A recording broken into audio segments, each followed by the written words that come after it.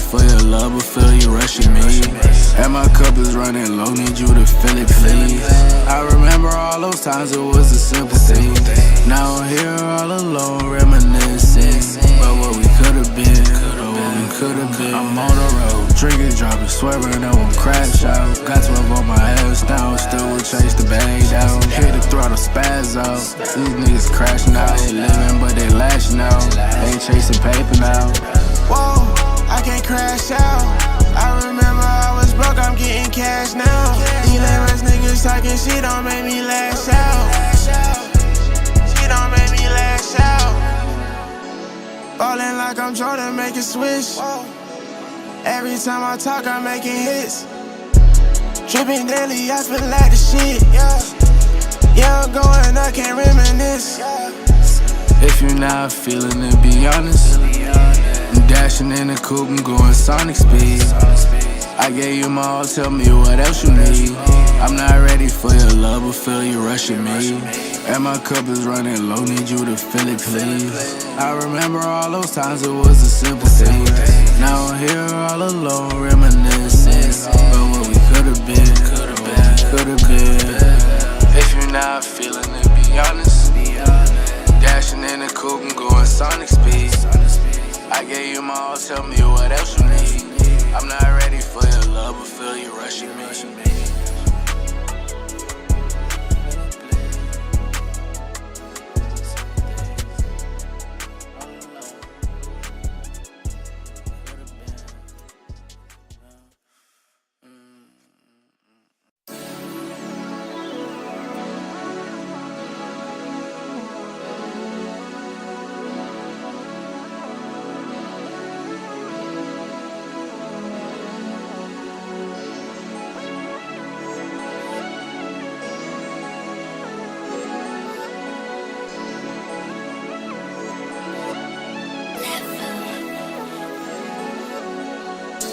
If you're not feeling it, be honest. I'm dashing in the coupe, I'm going sonic speed. I gave you my all, tell me what else you need. I'm not ready for your love, but feel you rushing me. And my cup is running low, need you to fill it, please. I remember all those times it was a simple thing. Now I'm here all alone, reminiscing about what we could've been. I'm on the road, drinking, dropping, swerving, I won't crash out. Got 12 on my ass down, still will chase the bag down. Hit the throttle, spaz out. These niggas crashing out, they living but they lashing out. Ain't chasing paper now. Whoa, I can't crash out. I remember I was broke, I'm getting cash now. These lame-ass niggas talking shit don't make me lash out. Shit don't make me lash out. Ballin' like I'm Jordan, make a switch. Every time I talk, I'm making hits. Tripping daily, I feel like the shit. Yeah, I'm going, I can't reminisce. If you're not feeling it, be honest. I'm dashing in the coupe, I'm going sonic speed. I gave you my all, tell me what else you need. I'm not ready for your love, but feel you rushing me.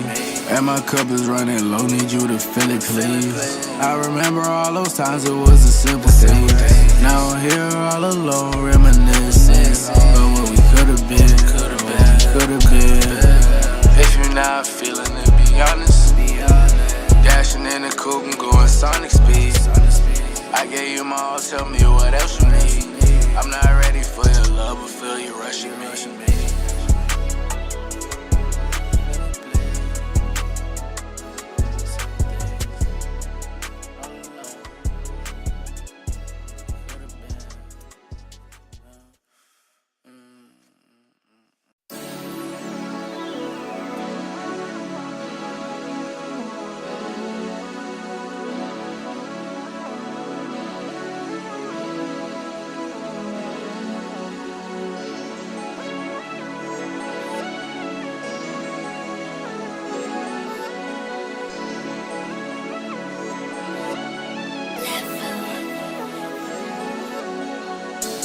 If you're not feeling it, be honest. I'm dashing in the coupe, I'm going sonic speed. I gave you my all, tell me what else you need. I'm not ready for your love, but feel you rushing me. And my cup is running low, need you to fill it, please. I remember all those times it was a simple thing. Now I'm here all alone, reminiscing about what we could've been, I'm on the road, drinking, dropping, swerving, I won't crash out. Got 12 on my ass down, still would chase the bag down. Hit the throttle, spaz out. These niggas crashing out, they living but they lashing out. Ain't chasing paper now. Whoa, I can't crash out. I remember I was broke, I'm getting cash now. These lame ass niggas talking shit don't make me lash out. Shit don't make me lash out. Ballin' like I'm Jordan, make a switch. Every time I talk, I'm making hits. Dripping daily, I feel like the shit. Yeah, I'm going, I can't reminisce. If you're not feeling it, be honest. I'm dashing in the coupe, I'm going sonic speed. I gave you my all, tell me what else you need. I'm not ready for your love, but feel you rushing me. And my cup is running low, need you to fill it, please. I remember all those times it was a simple thing. Now I'm here all alone, reminiscing about what we could've been, If you're not feeling it, be honest. Dashing in the coupe, I'm going sonic speed. What's good? Welcome to episode 24 of the Poneglyph Podcast, where we decode the world of One Piece and anime one Poneglyph at a time. I'm your host, Jay, aka Milky Way Jay, here with my brother, my co-host, Jai. How you doing, bro? What's up, guys? Welcome back. What's up, brother? I'm well. That's good. Glad to hear it. We got a jam-packed episode today. We of course are gonna dive into the latest anime world news, some stuff that we may have missed throughout the week. Then we are gonna go into our live reaction of episodes 1157 and 1158 of One Piece, the most recent anime episodes. And we're gonna wrap up today's episode with a manga chapter review, chapter 1180. Of course, we're right in the midst of crazy stuff, so we got a lot to talk about this episode. What you most looking forward to?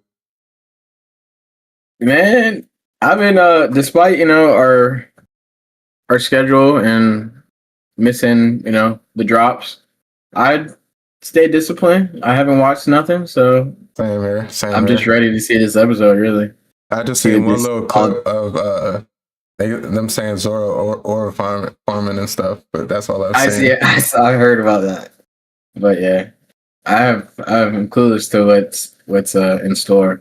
W chapter as well. I got some stuff, not too much, but just some things to go over. Put in the notebook. Yeah. We had some brief conversation about the most recent chapter, and there's some things we agree and disagree on, so I'm interested to dive into that. No doubt. Yeah, if y'all are here live with us, make sure y'all leave a like, and if y'all are catching the vibe, make sure y'all smash that like button as well. If y'all are new, subscribe to us, join the podcast fam, and help us spread to more like-minded people who rock with the same type of stuff. Anime, the most recent anime, and of course, staying on top of the manga chapters every week. If y'all are listening to us on audio platforms, whether that be Apple Podcasts, Spotify, YouTube, music, we appreciate y'all. Leave a 5-star rating and a fire review, and we'll make sure to get back to y'all. Before we get into this, what? You got something to say? No, what you had to say? No, what's today's date? Hell yeah! If you seeing this live, you already know what it is. We don't even got to say too much. You already know what's going on, man.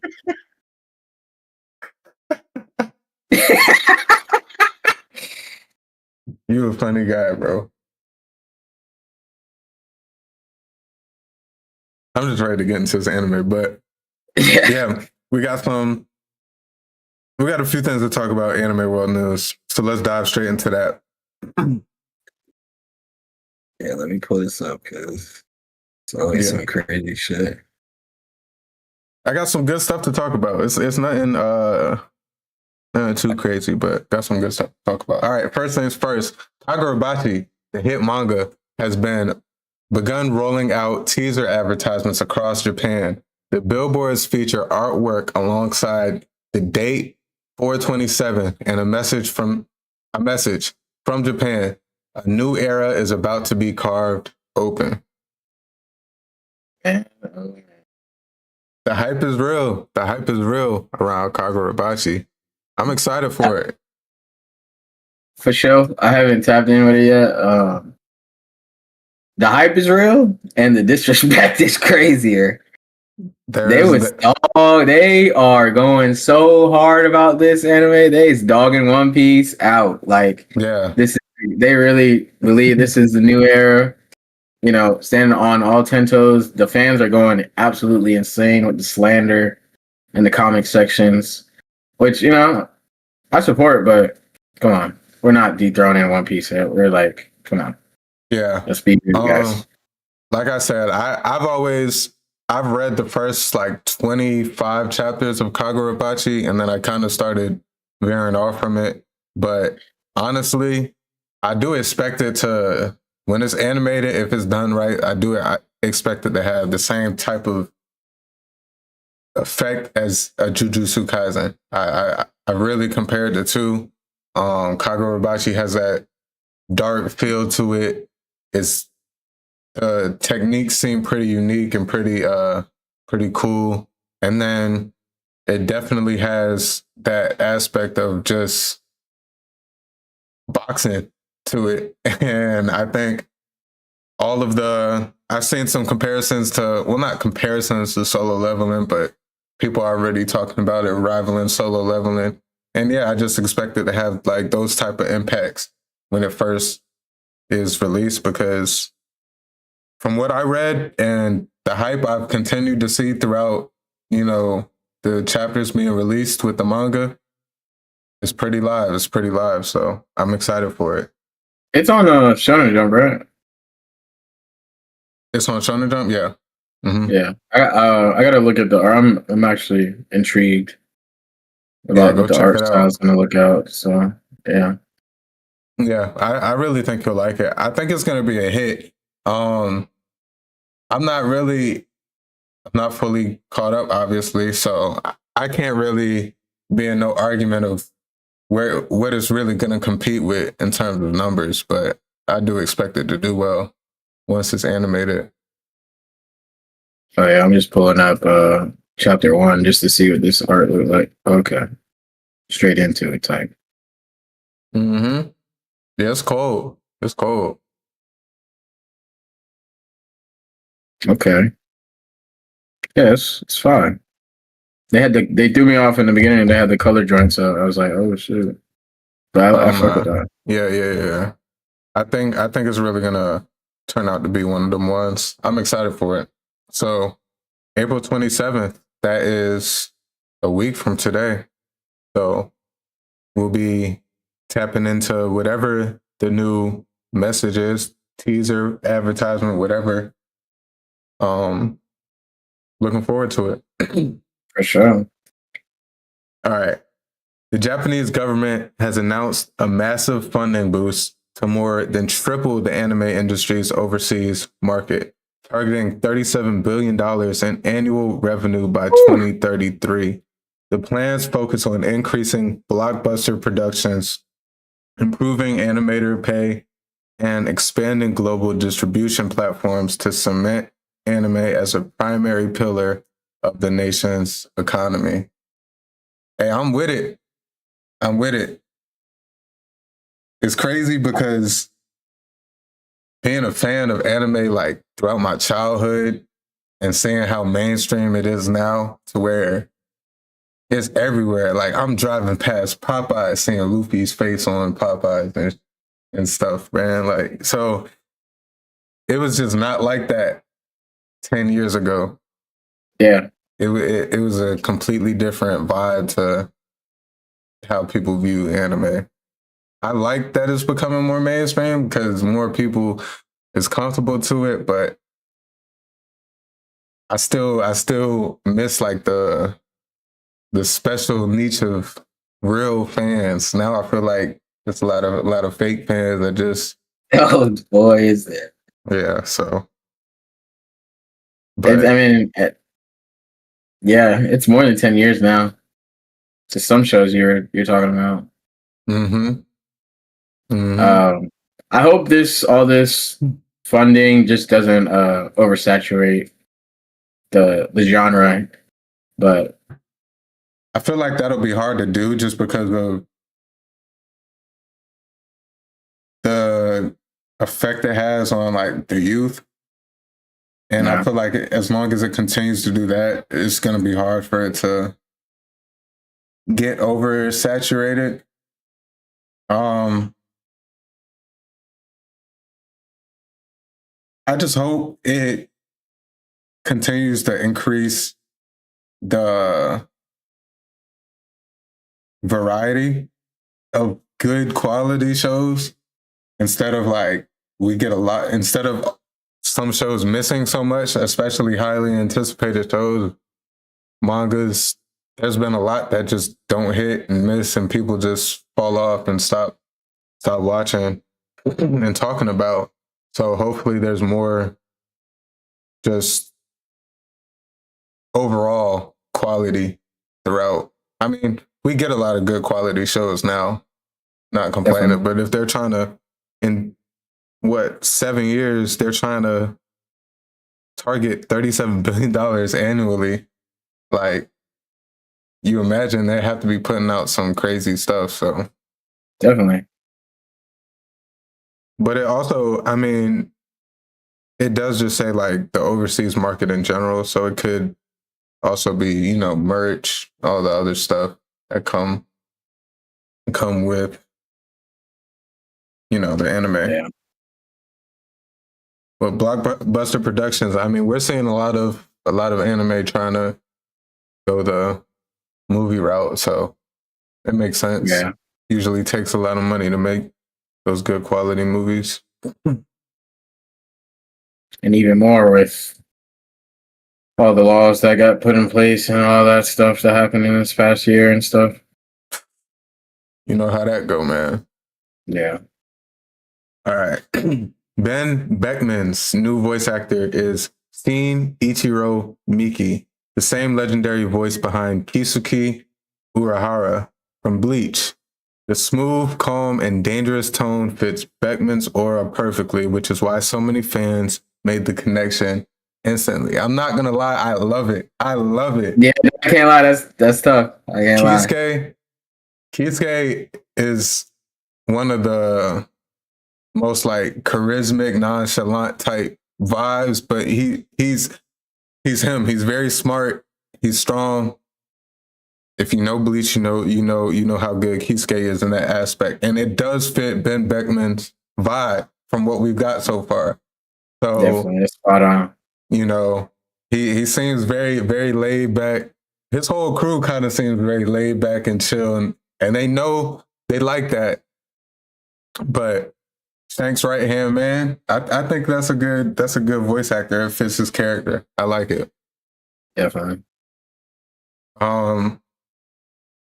Need to catch up. We got some. I think we got some Bleach news later. Yeah, we do have some Bleach news later. But I've been watching. Okay. We'll talk. I got a little bit more to say when we talk about that. But Bleach hitting. All right. Yeah, I'm at like 180. Okay, moving along a Yeah, little bit. a little bit. All right. A new Naruto movie focused on Minato Namikaze is reportedly in development, exploring the Third Shinobi World War and the rise of the Yellow Flash. I don't know, like I the sources was very minor, so don't quote me on everything, but I seen it and I was like, hey, if this is true, Yeah. this could be what we wanted. Yeah. The Third World War? it'll throw some Kakashi in there.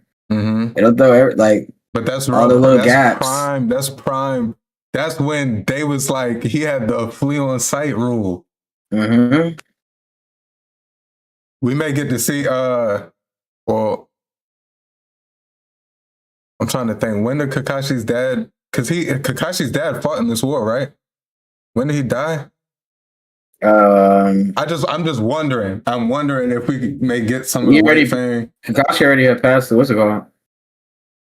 Yeah, he was already out of the academy. Yeah, so. I can't remember exactly when, but maybe like I'm just wondering who we may see if this comes true. Because younger than 13, but older than 10. I feel like. Yeah. I'm excited though. If this is true, this could be an instant hit. Like, no, definitely. Like with this, it'll cover the other nations as well. Hopefully. Depends on how much. I wonder how much Kishimoto would be involved. Yeah. My favorite Naruto character, by the way, if anybody didn't know. Mm-hmm. So, I'd be very hyped for this. Yeah, for sure. Some Sanin stuff would be in there. Oh yeah, that would be fire. That would be. I'm really hoping that is real, like, and not just a false rumor. But they said it's reportedly in development, focused on Minato in his prime. All right. Fans are losing their mind after spotting what looks like a hidden One Piece reference in The Boys' new season. In one scene, a Straw Hat Jolly Roger appears in the background for just a moment. I've seen screenshots. I have not started The Boys. I will be watching it this week. Well, not just the final season. I haven't started the final season yet. I'll be watching it this week. But I seen a screenshot of the Straw Hat Jolly Roger in the background, and then it also looked like a Kuma paw print in another frame. But so is it like same universe type thing they're going for? Same universe as One Piece? Yeah, I guess. No, is what I'm saying. Like, I think it's just like a shout out to the to the show type thing. They would have. When did the new season come out? But like the boys, almost like it technically takes place on Earth, so it could just be like One Piece is a thing. Like people are fans of One Piece. Yeah, that's what I'm saying. Yeah. Okay, I thought you meant like same world. The boys' world is not like that, but like our world and like. Okay, yeah. What were you saying though? Nah, it was probably in production around the time we were in Kuma flashback or something. Yeah. And they must have been messing with it or something like that. Yeah. It could be because time wise, that would add up. But yeah, that's definitely interesting. I'm a big fan of obviously One Piece and The Boys, so hopefully, I heard it's hard to catch if you're not really looking for it. So now that I have seen like the screenshots, I'll try and catch it when I watch it myself. Maybe not. I don't know. We'll see. Is it the final season or? Yeah, it's the final season. Season 5, I want to say. Gotcha. Yeah. You haven't really watched too much of that, have you? Nah, I watched a couple episodes, but not really. Yeah. If you ever get around to it, man. No doubt. It's pretty good. It's pretty good. It has The Boys is one of those shows for me. I feel like it just has everything. Like it has everything in terms of what you look for in a show. Like it got great action, funny comedic moments, some like actual like romance bonds and stuff. Intense, like not, I wouldn't say like scary moments, but like intense moments. It's a pretty complete show. I'll say, and it has some weird moments, some real weird moments too. They don't shy away from that. I keep getting edits about the Void guy on TikTok. Mm. I don't know, but people just start disappearing. I won't go into detail. Yeah, like I said, I haven't seen none of the new season yet, but I will be watching it this week. I might start tonight. We'll see. I had me a little nap in earlier, so. All right, let's move on. Mala, CEO. Oh, I don't know. I said Mala. It was my autocorrect. It changed it. But Mappa, CEO, confirmed that since the studio 100% funded Chainsaw Man, all profits are being reinvested directly into the company. The capital is being used to improve the production environment, settle rights management, and nurture the next generation or animators through internal training. I think that's pretty fire. We've known Mappa to be a powerhouse for some time now. You know, they made their mark with a lot of good animation, animated shows and stuff so far. So, and we know Chainsaw Man is a bigger one that they've produced. So seeing that they funded it 100%, it honestly surprised me because Chainsaw Man was hyped before it was even animated too. So seeing that they 100% funded it did catch me off guard, but they're putting it back into the studio, so we can only expect peak. Has that show ended? No. The manga might have, but the show definitely not. The movie just dropped last year, and we're getting a new season. I don't know if it's this year, maybe next year, but we're getting a new season.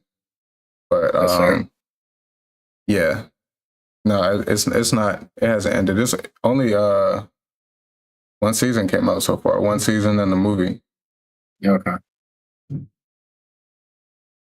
No, I mean we love to hear it. 100% going right back into it.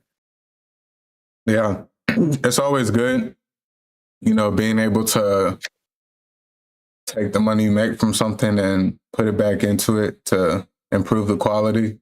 So we can only expect, you know, better things from Mappa moving forward, and hopefully they continue to 100% fund their projects to where they can do stuff like this. But Facts. Black Clover manga will release 3 new chapters on May 1st, 2026, and reach its story climax. Chapters 390 to 392 will drop together. And the Black Clover anime, the new season was officially announced for 2026 by animation studio Pierrot. I think we should read the Black Clover manga. I was about to say that I'm kind of interested because it's fresh on my mind. Mm-hmm. Kind of left off in a crazy place. I'd definitely be down. Yeah, you can go over a couple chapters or whatever. Yeah, and honestly, on this channel, if y'all are gonna be tapping in with the Black Clover manga, we might do a little like on break weeks and stuff. We may like manga break weeks and stuff. We may. That's a great idea. Just like touch up on. We don't have to review it the same way we do the One Piece chapters, but you know, just touch up. And if we're reading the Black Clover manga, see what it's like, and then once the anime starts coming out, see how it's tying in and how it flows together. Because I'm pretty sure the manga and the anime is going to be like pretty neck and neck in terms of releasing. So we'll be able to kind of experience differently than how we're doing One Piece. You know, the stuff we're getting now in the manga for One Piece, we're not going to see probably till 2027, 2028 maybe animated. But yeah, I'm definitely excited for Black Clover. Left off in a really we did. peak moment. So, and it's been years. I really don't even know how many years exactly off the top of my head since he's been for Black Clover. But damn, I miss it. I honestly may have to rewatch when it comes to. I started to rewatch when you first started Black Clover, and then I just died off because I was still in like the very beginning stages of my One Piece rewatch. I'm in Wano. I'm on the rooftop. Actually, Yamato just started fighting Kaido. I'm getting there. I'm flowing through. Zoro and Sanji about to start fighting King and Queen. But yeah, I'm getting sidetracked. But, yeah, we definitely should tap into the manga and the anime, of course, when it starts dropping this year. That's exciting, Black Clover.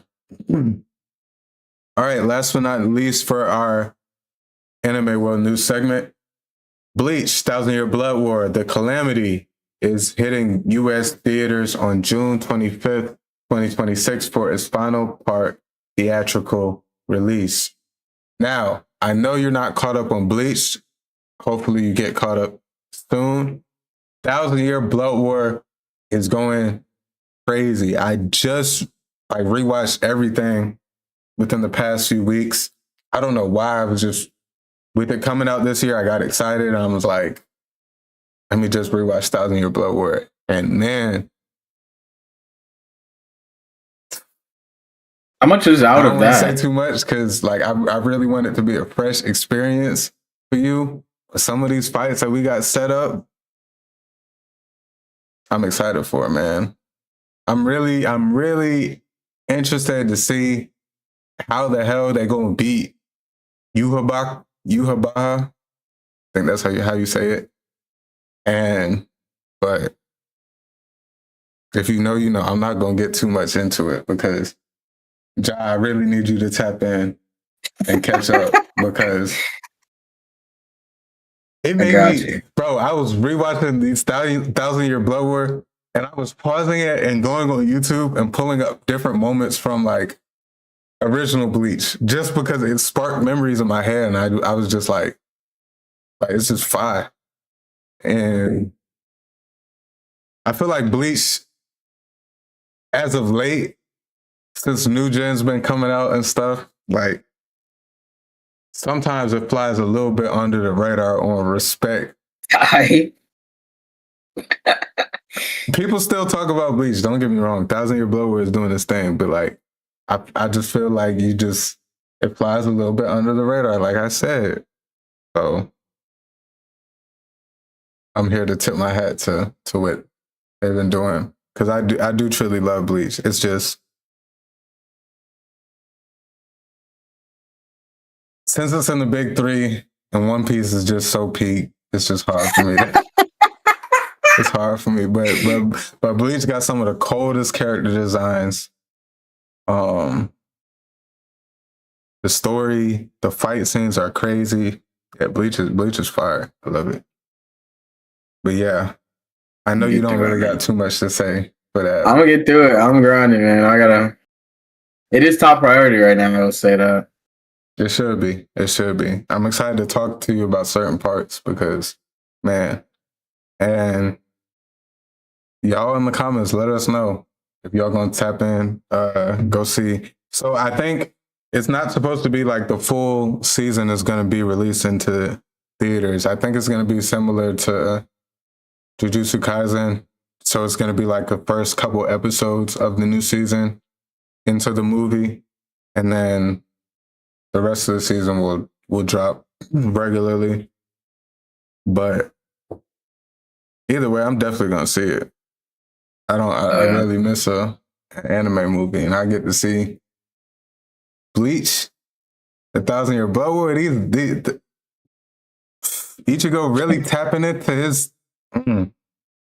So yeah, Every time I think definitely gonna about this see that. show, like I accidentally clicked Thousand Year Blood Word, like just looking for Bleach and Mhm. seeing the animation pop up. I was like, just Yeah. in awe, like, oh my god, they Yeah. really came away. I can't wait to see it. I'm pushing now. Because I think original Bleach ended in 2012. So it's not really like you even got into real peak animation for Bleach yet. So when Thousand Year Blood Word finally came back, what was that, 2021, 2020 maybe? When it finally came back, it's like you never thought you was going to see these characters look so clean in this animation. But they really did their thing with the Thousand Year Blood War. I'm excited. I'm definitely gonna be in the theaters. June 25th. That's someone's birthday. I may go in celebration of whoever birthday that is. You sick as hell. Just to do it. That's one of my homeboy birthday. I know it is. But yeah, that's gonna wrap up our anime world news segment. You got anything that you've seen that you want to talk about? No, I don't think so.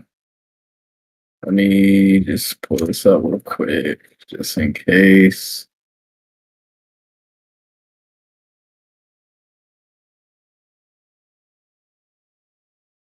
Nah.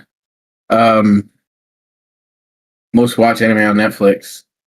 Give it up for One Piece. Oh yes, sir. Of course, not surprised. I was just looking because in my rewatch, I was looking on Netflix, bro. They I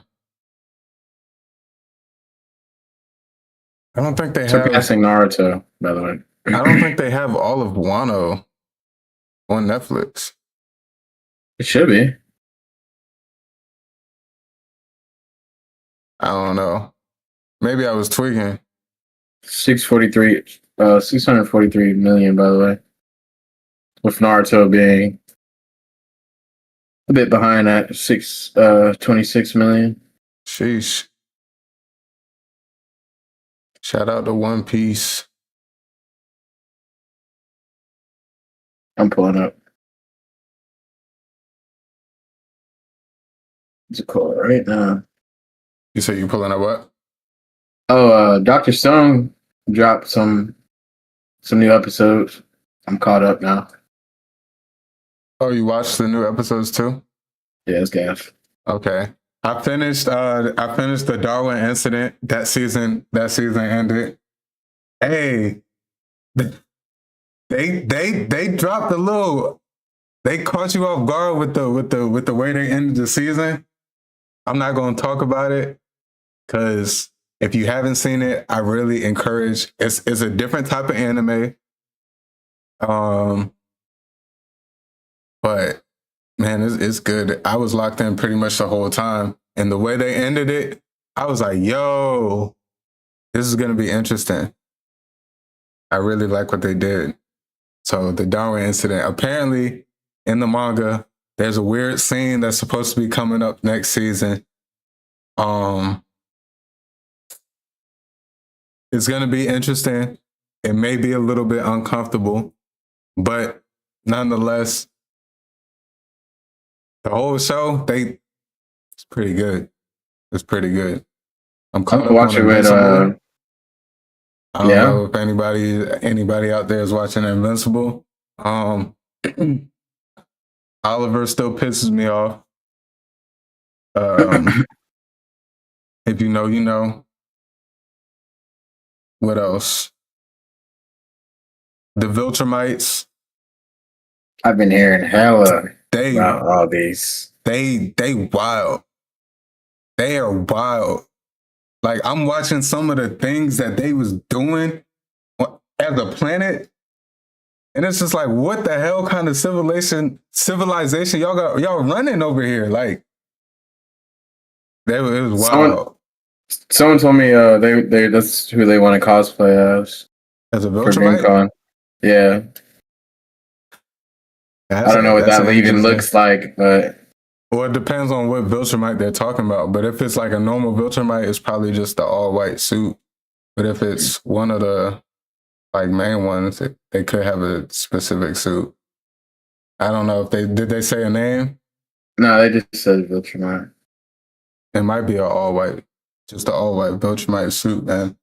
But yeah, the Viltrumites, they wild. They was doing some things that I'm just like, how does this even make sense? Like y'all like boxing that much? Like I'm there's one scene, bro. It was kids, bro. They was at school learning. They had to go fend for themselves, like get their own food, survival. And they said if you survive and make it back the next day, you know, we'll have our next lesson. If you don't, you're just gonna die. Like they're just leaving the kids off to survival, and they have to make it fend for themselves. When they turn, I don't know if it's specifically 18, but when they become of age, but their parents have to jump. Yeah, I heard about that. Have to jump them. About that. And if they survive, they're bro. Like they purging each other, like just because there's weak-minded people. Just for the grid. Just for the grid, bro. And there was a scene in The Purge where like people are helping each other, like they're jumping someone together, they knock them off and instantly turn on each other. It's just, bro, I'm like, what y'all got going on? For real, what y'all got going on? Not a scary thing. Yeah, the Viltrumites, like I knew they was crazy based off what was taking place in season 1, but actually seeing them do it, they wildin'. Invincible's getting pretty good too. Hell's Paradise and Turn. I don't know if you've been caught up on that. I thought I was. I might have missed a couple episodes. Yeah, that one's been good. But yeah, all right, let's roll into our episodes. Oh, about One Piece on Netflix. I don't even see Wano as an arc on here. That's what it might be, bro. That's what I was crazy. saying, because I was looking the other day. It was on here though, for sure. It was on here for some time. They might have just took it off for whatever they got going on, but it was on here for a little bit. I'm just confused how they have Egghead and Elbaph, but not Wano. It goes straight whole cake to Egghead. Yeah. They hold people. If people, hey, if y'all are watching One Piece on Netflix right now, and y'all are in the Whole Cake arc, y'all are finishing Whole Cake, try and go to Crunchyroll. Don't watch on, because you're gonna miss a whole arc. You're gonna be confused. Oh God! You're gonna see some power ups that you ain't never seen before. One of the biggest arcs ever. Do not skip Wano. I hope y'all will notice by the episode number difference, but yeah. Also, before we get started, I got that email yesterday. 2 weeks ago, it was from YouTube Premium.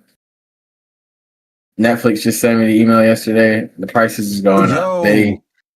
I don't know what's going on. Like $20 They just skyrocketing. And then they emailing me, telling me like, I know they emailing with a smile. They typing it with a smile on their face too, bro. Like don't smile in my face telling me you're gonna up the price, bro, and I can't do nothing about it. You going up to $20 a month, bro, for me to watch your shows. Half the time, I'm not finna get into it, but Netflix be pissing me off sometimes too. It's getting sick out here, y'all. Like I moved here, my man's in Florida can't even watch Netflix on my account, but y'all gonna up my price. Cause it's not in my household. It's just me in this household. I should be able to, it's $20 a month with thousands of movies on this joint. Like I should be able to let a few people watch. Crunchyroll, I'm not even gonna get into it. I'm not Yeah, not it was finna them get like a into it. month ago, wasn't it? Everybody up in the price, man. I'm fighting for my life, man. Now I'm for like real, though. trying to think about it and take in like consideration how much I'm paying for this. Sounds crazy in my head. I can't. Yo, we're gonna all have to figure something out, bro. We're gonna have to figure something out. Okay. What we're gonna do is everybody who got these platforms that don't let you share households, we cutting that. Nobody paying for none of their subscriptions. And then we all only gonna get like we're gonna group like 10 to 12 people in one account for every other platform. And we just gonna because there's no way we should all have accounts for everything, our own accounts. We paying too much money collectively. No, yeah. That's outrageous. I can't lie. It is outrageous. There needs to be a stop. Boom. All right, but let's dive into these episodes. All right, 1157, titled Nami in a Fix, an Adventure in Block Kingdom. The description goes, Nami awakens to find herself in a completely unfamiliar place. Giant creatures attack one after another, driving her into a corner. At that moment, she hears a voice calling her name. Uh-oh. All right. You ready? Thoughts before we get into it, or? All right. Let's get it. Anime onlys, enjoy. Yeah, lock in with us. And if y'all are here, audio platform, I definitely recommend y'all come check out the vibe so y'all can see a little bit of the visuals.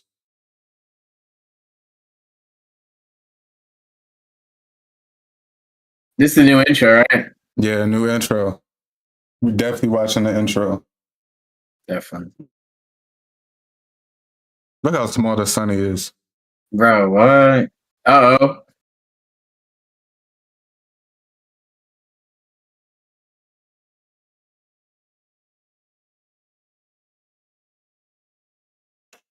Daru.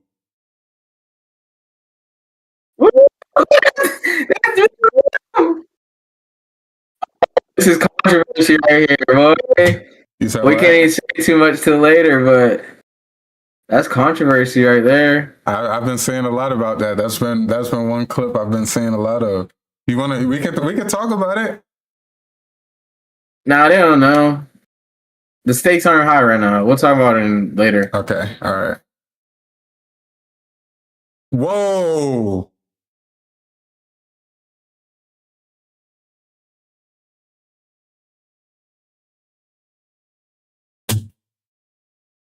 Wait, go back. I missed it.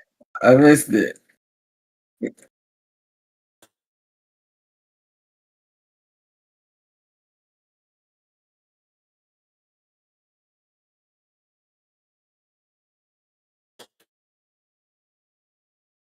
Yes, sir.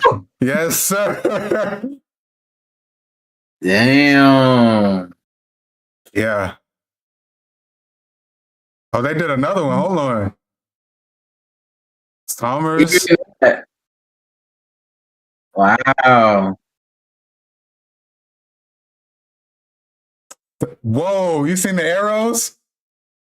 Nah, but did you see Emu's hand? There was some talk about that too. Yeah. Look around Colin.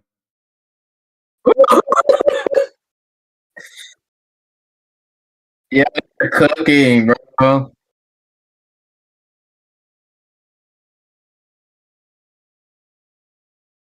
They're cooking, bro.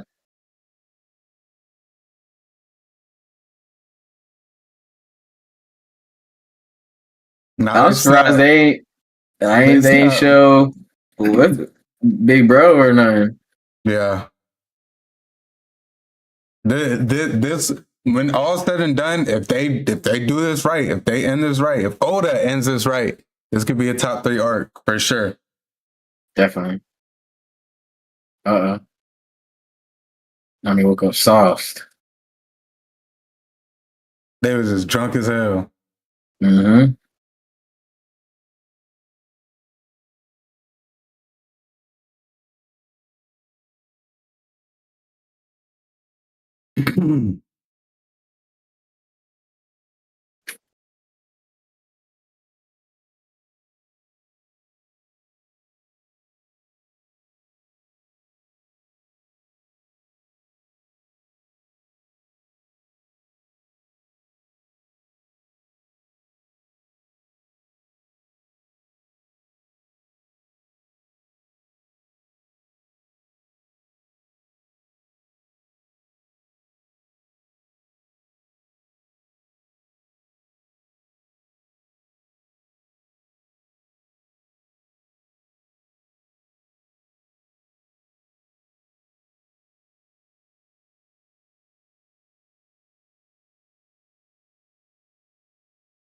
Damn. This shit is so different, dude.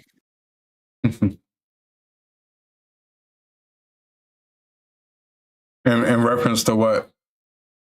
Where we left off, bro. It's Yeah. just like, this is so different. I was hating so much on Egghead. That was just a demo. I They remember. snapped. They snapped. They took their time and polished everything out. Facts. Bodied.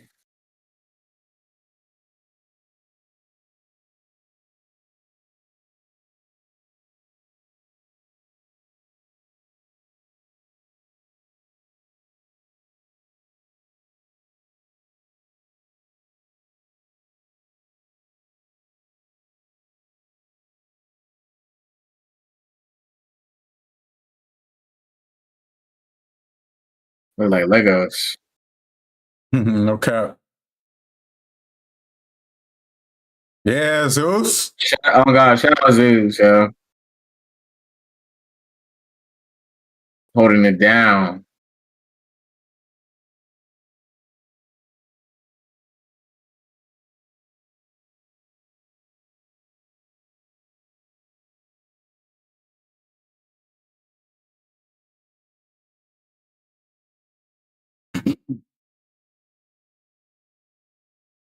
Again, we have no audio for copyright reason.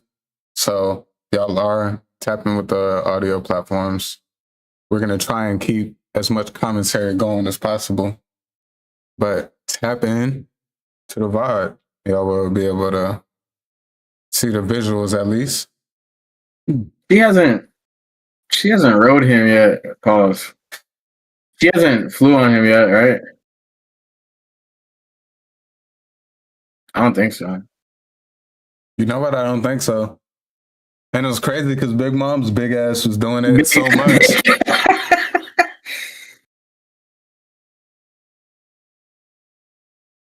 God dang. Lego out floor.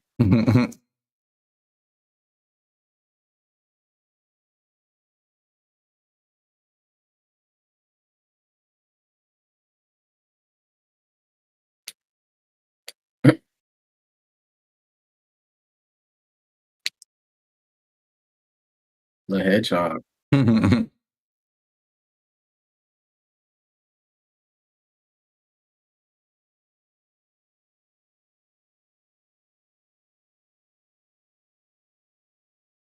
About to turn up. The colors are like so good too.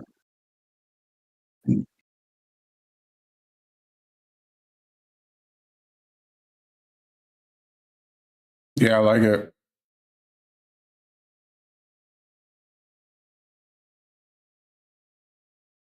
My biggest thing, like going to see Elbaph animated based on what we've seen in the manga, was like the better size comparisons and scalings that we get to see. Definitely.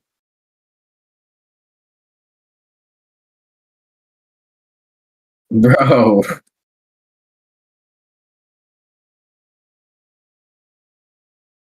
You gotta jump down there. That's probably hella high.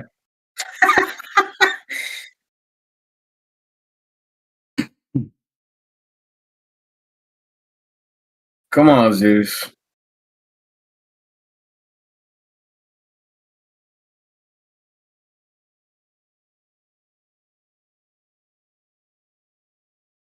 He's selling right now.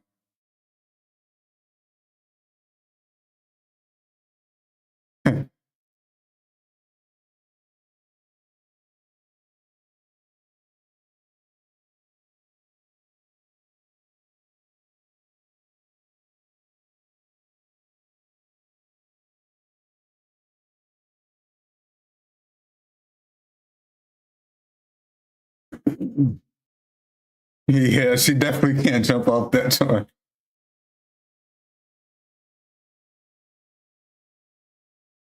Right.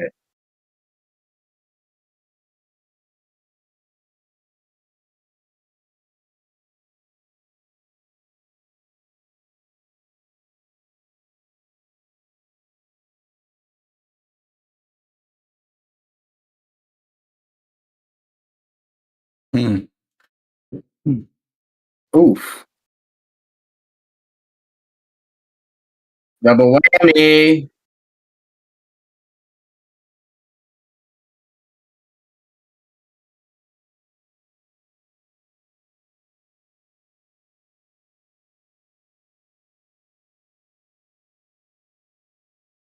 Hey, that.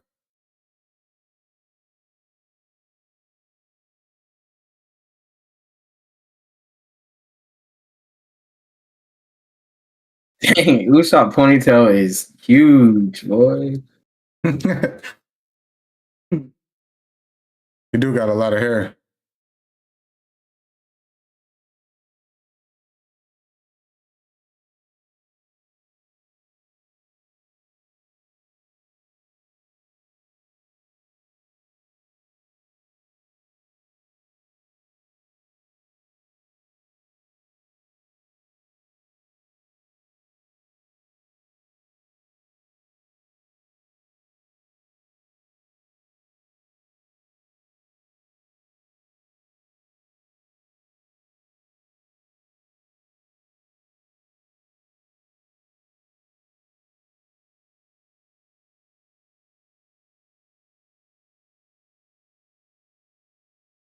No way he's seen her. Oh wait.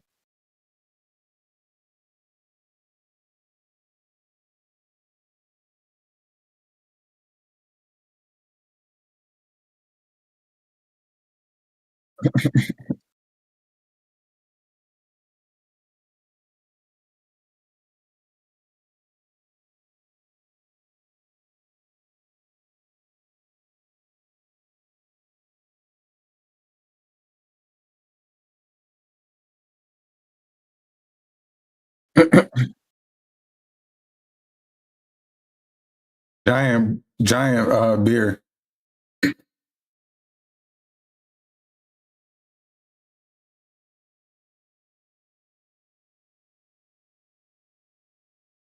You seen that?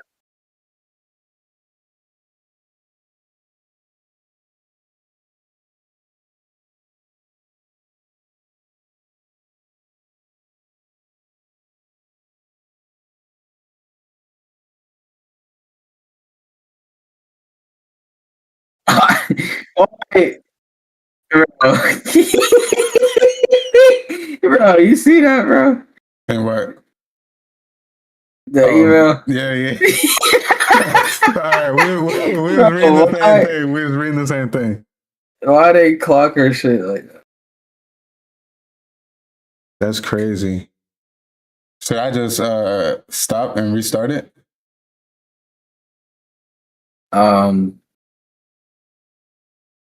Yeah, I guess we almost have no choice. What do we have to? Let me pull it up. That's funny, bro. They called us midstream. Yeah. We still recording. We'll see if that fixed it. They're funny for that. That's crazy. They did a scan. Mid John, they say, "Hey yo, what they Yo, got what going these? over here?" Yo, they sick. They so sick.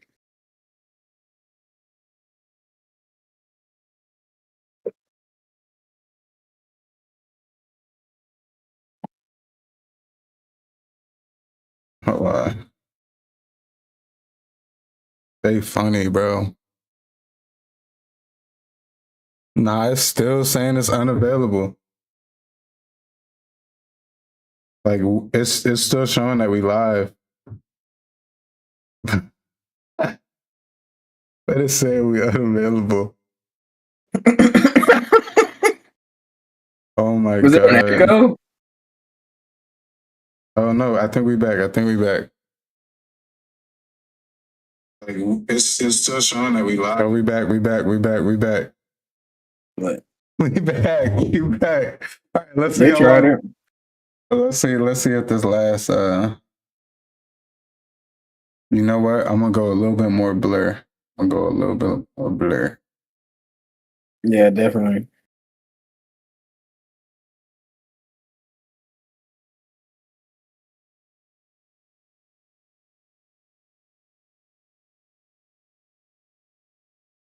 Sorry about the brief interruption, guys. If you guys are tuning back in. Yeah, we back. That was they tried to They tried to get us. they tried to pack us up midstream. But we back.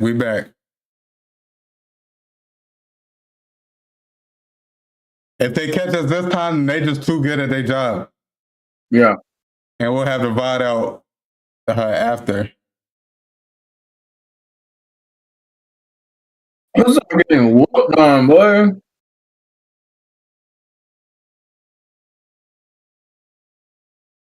Dang.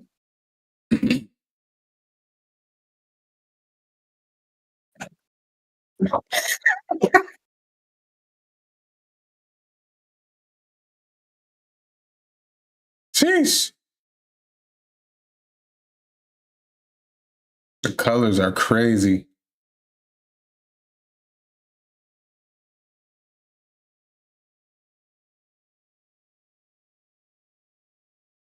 We got.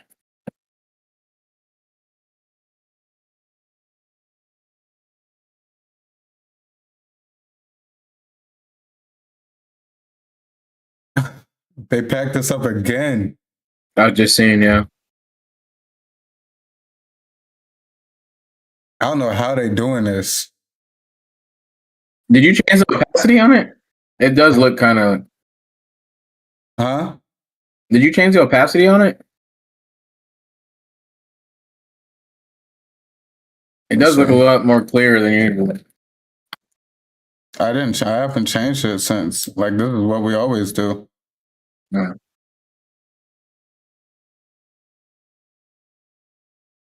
Let me see.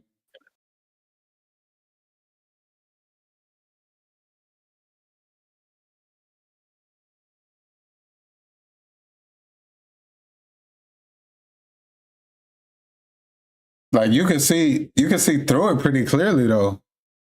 I just changed it again.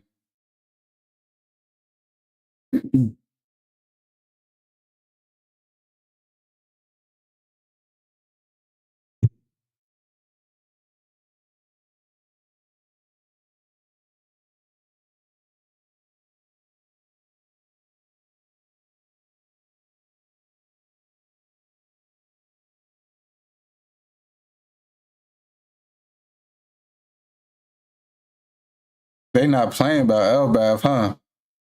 Mm-hmm.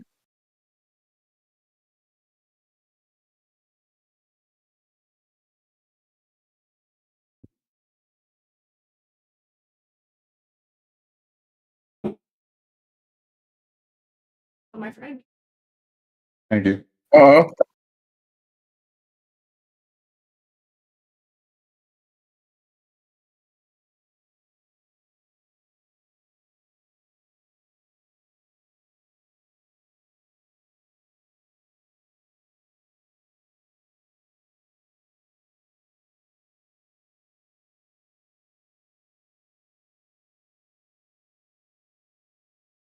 that boy Sanji. They did my dog some justice. Then they got Zoro just flexing. Of course.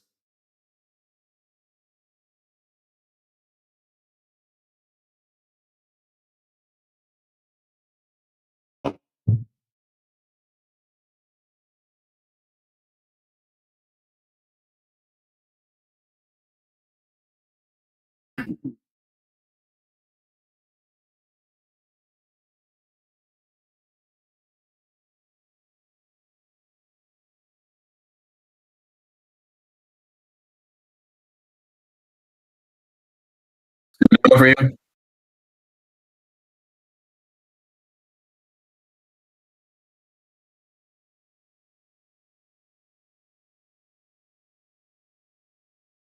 Yeah, they ain't playing about Elbaph.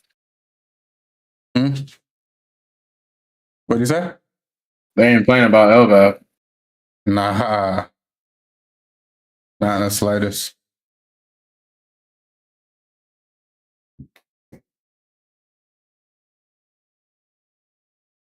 It's all good. I'm gonna just take the recording and just post our full vibe. And hopefully they don't try and hack us up for that too. Yeah. That cheesecake smells so good.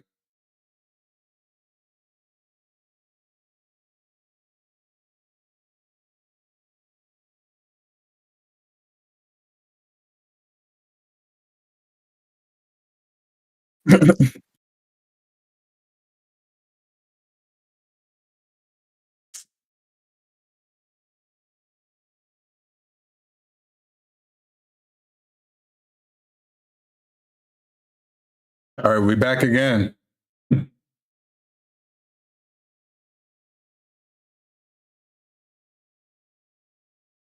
Yo, welcome back, everybody. Sorry for that. Yes, again, if y'all are watching us live, the VODs will be taken down and I'm gonna just repost the full recording so it's not ending the stream and stuff.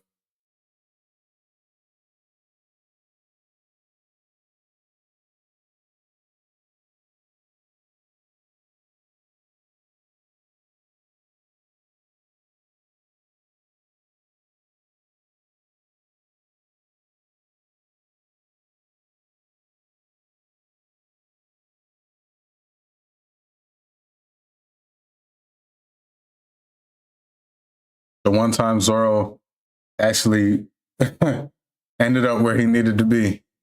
Right. Thoughts let me pause this real quick. Thoughts real quick on the fits. They're clean.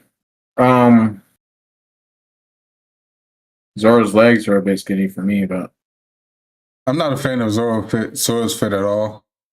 Everyone else I am. Luffy's pretty clean. Usopp's pretty clean. Zoro looks like a jester up here. Well, really the whole thing. The yellow tights ain't doing it for me. The goggles, it really got me. I mean, I hate the goggles. Yeah, we've hated the goggles since the manga. But I mean, he boxed though, so like I guess I make up for it.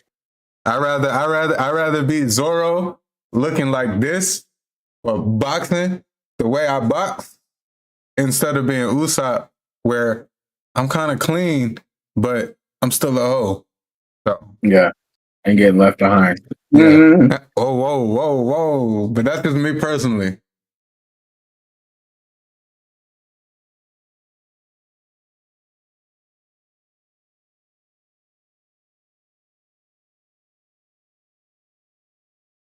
Damn, Sanji. Oh, that's too clean. or farm.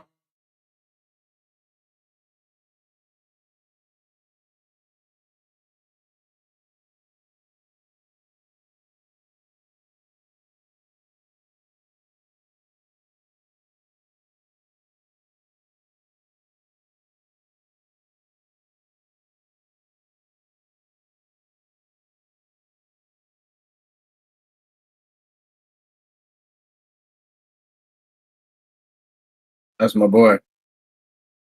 Sanji pretty clean. Nami clean with the all black. James. Oh shoot! When you got all the wanted posters? No, all of them, just these two for now. That's tough. Is that the most recent Zoro one? No, it's Pyre Hunter. Okay. I gotta look at his most recent one. Huh? I gotta look at his most recent one. I forgot what that even looks like. I think it's the Wano with the. I think it has him in the black. I'm pretty sure. His bounty's like 1 billion something, right?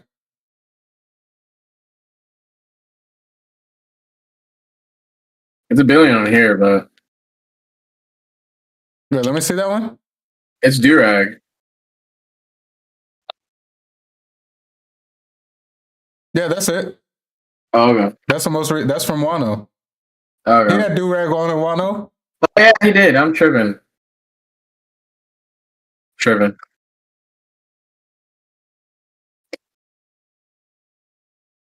That's clean though. That's tough. You gotta hang Going that up one up soon. too.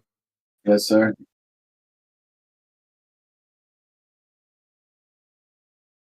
You remember at the old crib, I used to have like the original bounties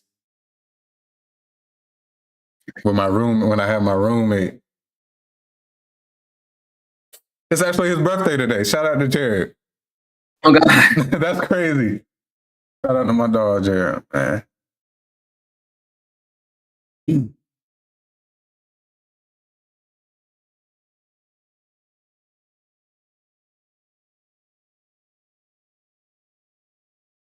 Come on, Sanji, bro. Yeah. Come on, bro. They be hoeing him, man. Uh-oh.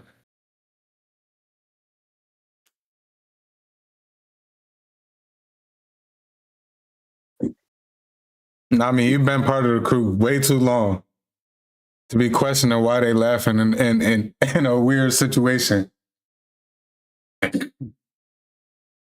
I do really mess with Sanji's fit probably the most.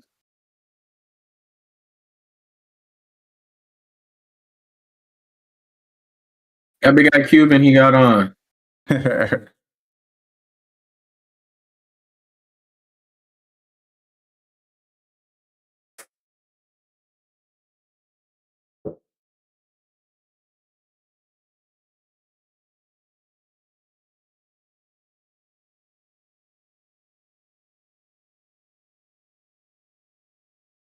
Yes, sir.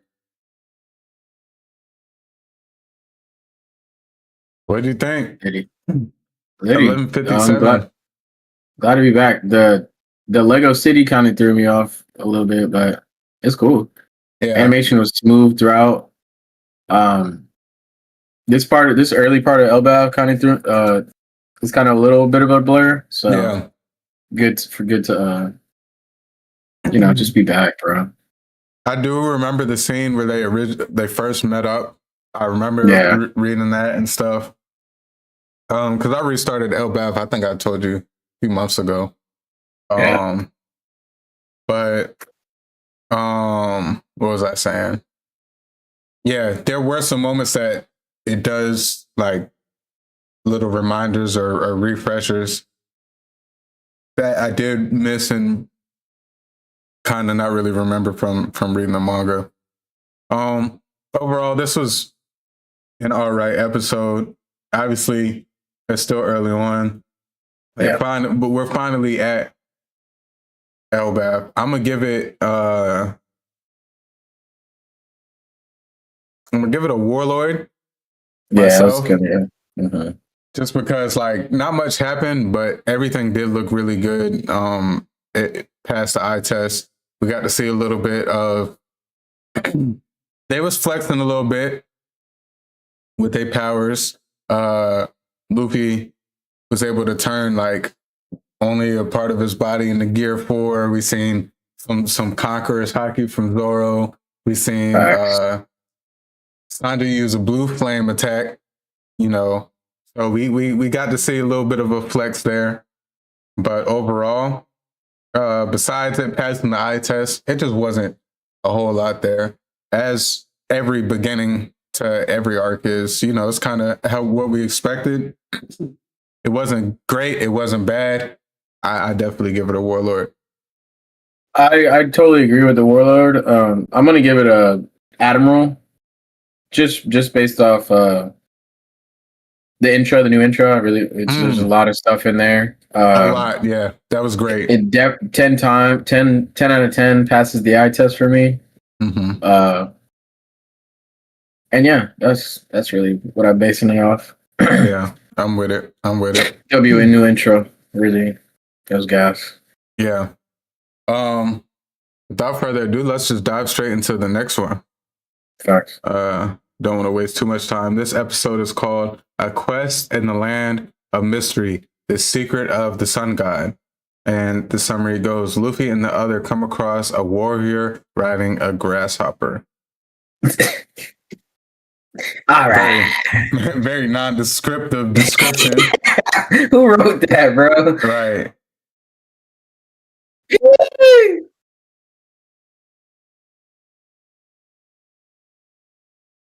Yes, sir.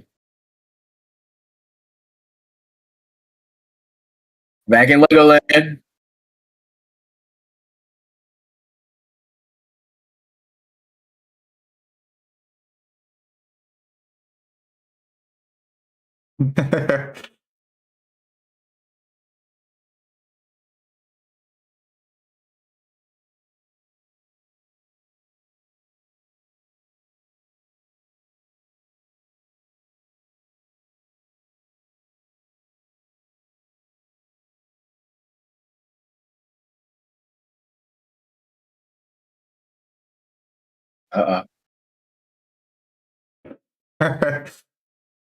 I cannot wait for him to open that eye, bro.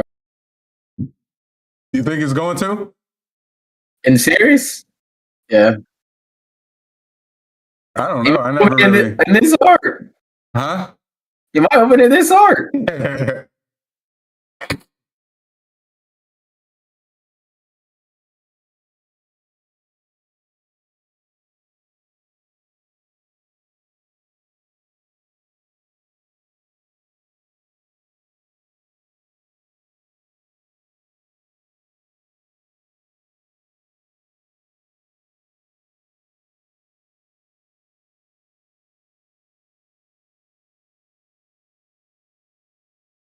Head ass.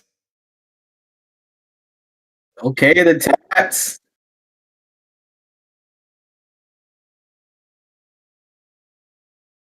This reminds me of the movie Ants. I love that movie. That's a classic. Yeah. If you know, childhood classic right there. Definitely.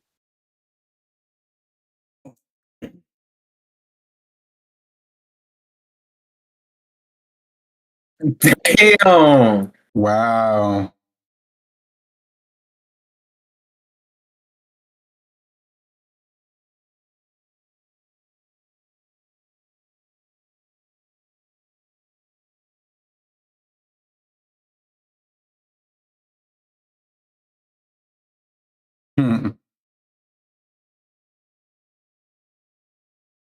Idris Elba.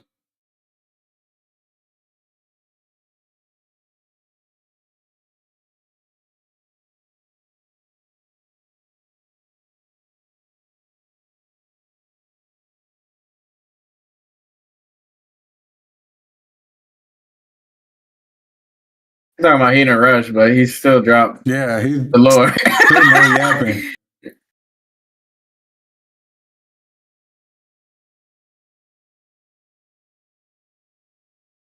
Yeah.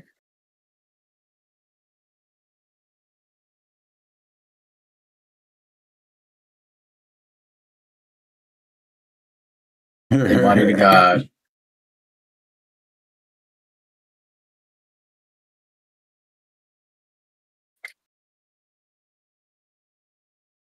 Yonko, by the way. Needle God the Hedgehog. Fried. Oh man. Their gods are just getting packed up, huh? They ate. That's fire. That's the thumbnail of this episode.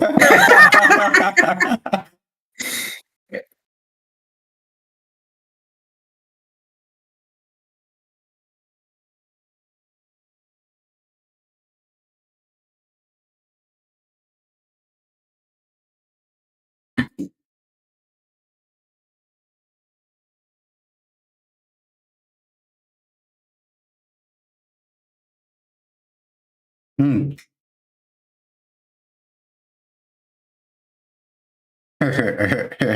Gone.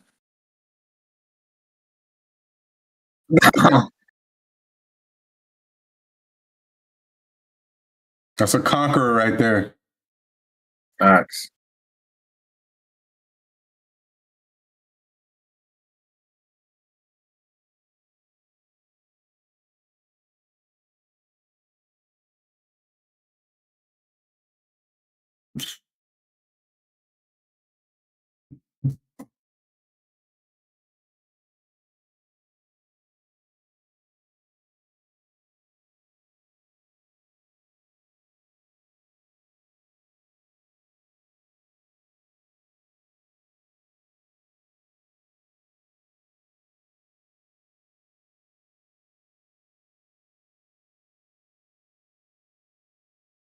Luffy's helmet horns remind me of somebody.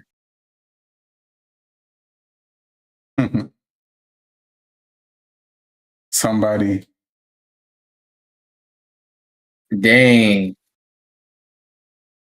And Usopp's. I was thinking about Usopp's earlier. I didn't realize that.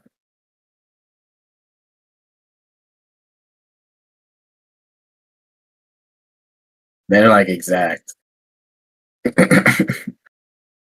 Oh man. Geeking.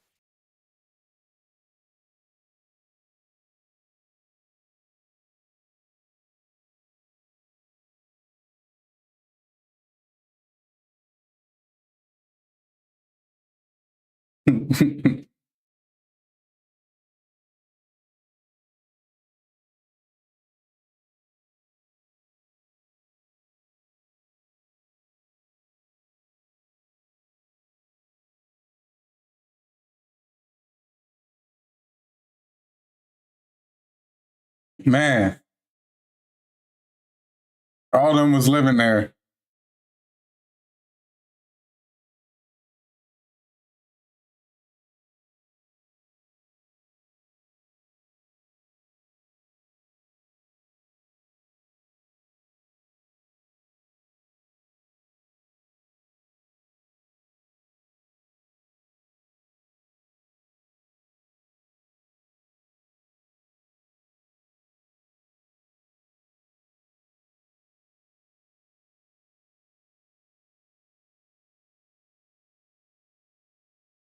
See,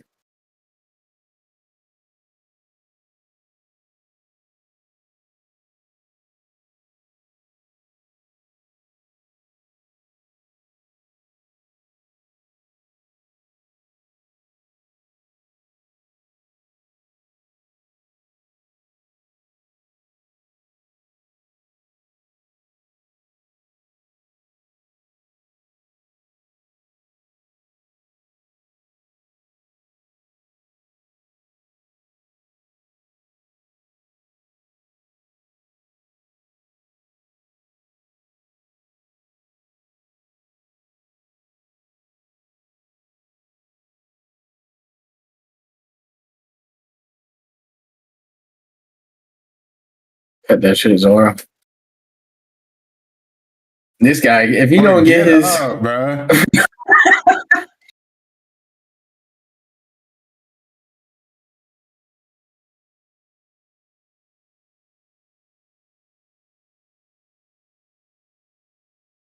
well,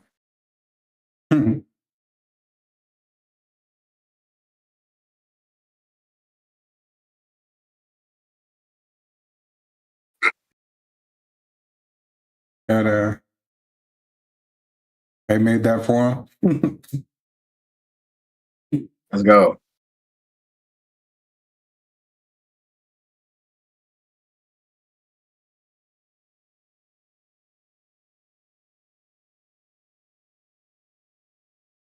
W Bridge.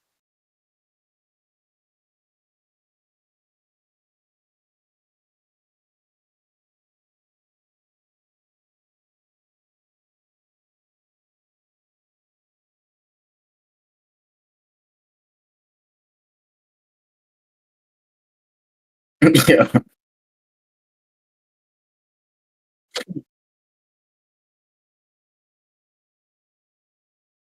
Yeah.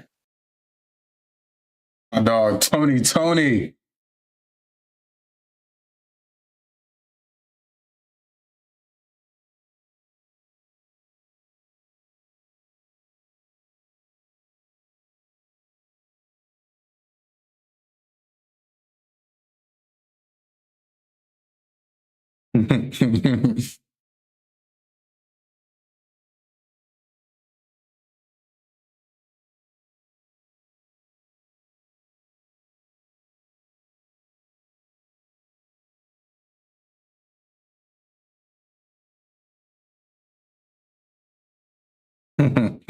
She fell.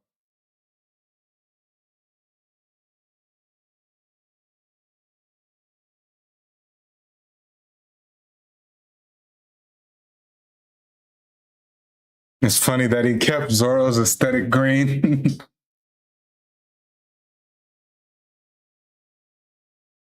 Luffy's red.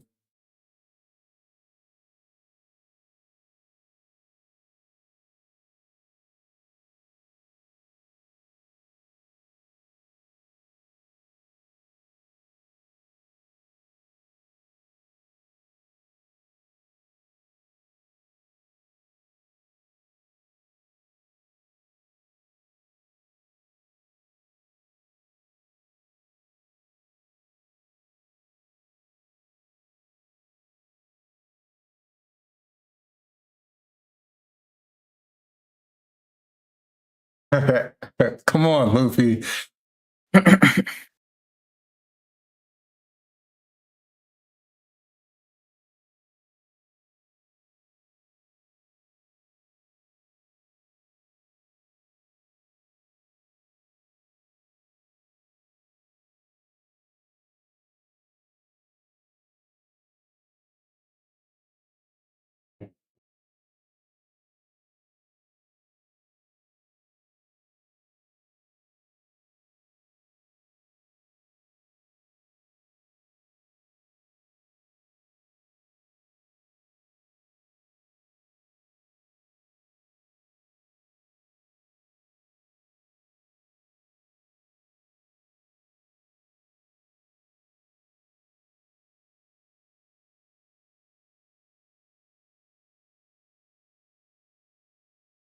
Right.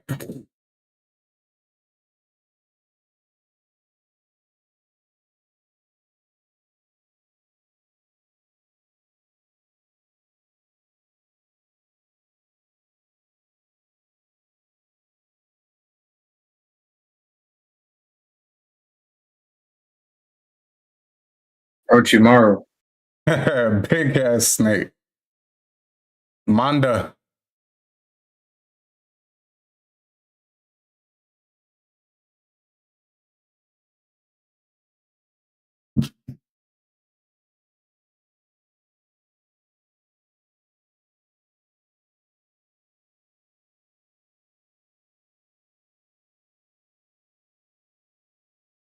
Yeah, I do not remember this.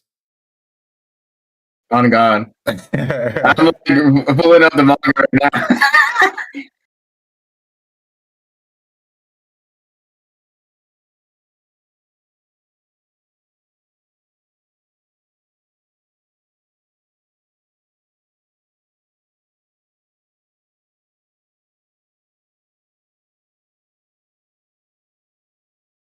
Okay, I remember this part. Man, it's crazy to think like, bro, when Luffy jumps, I don't even want to talk about it now. This is my anime people only.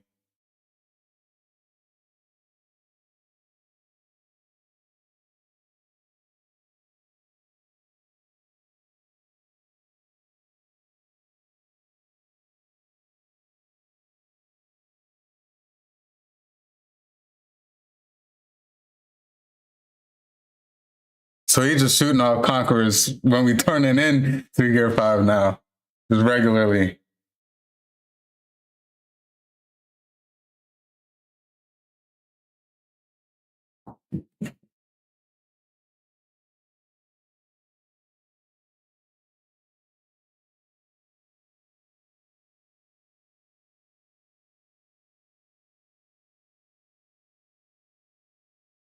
Damn.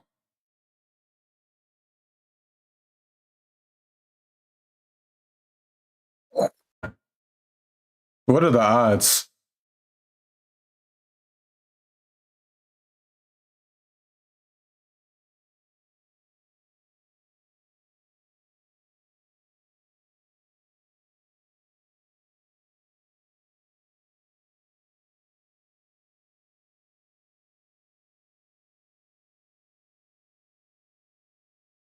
I do not remember this. I don't really remember this specific. When they're squaring off like this. Did you find it? Yeah, I found it.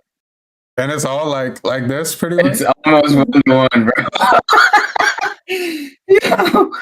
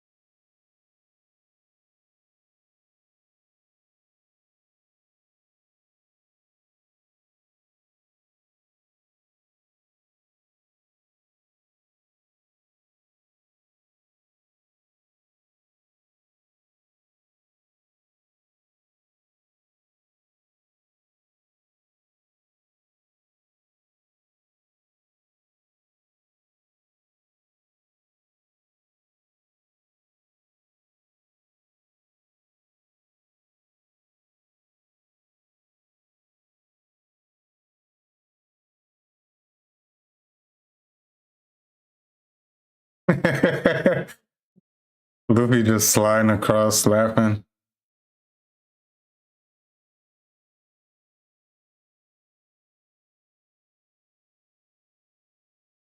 Your Lego set, man.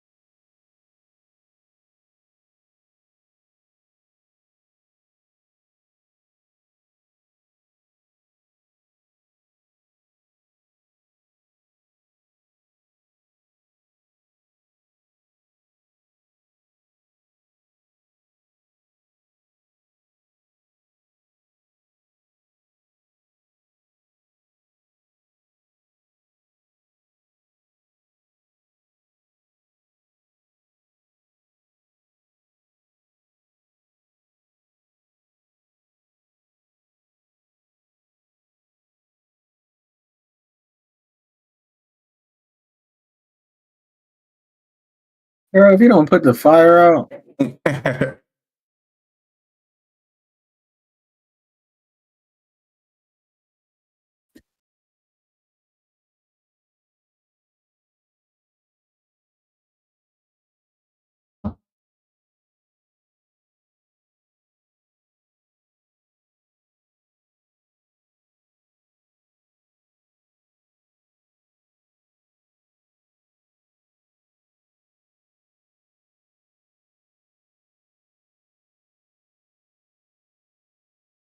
He said, okay.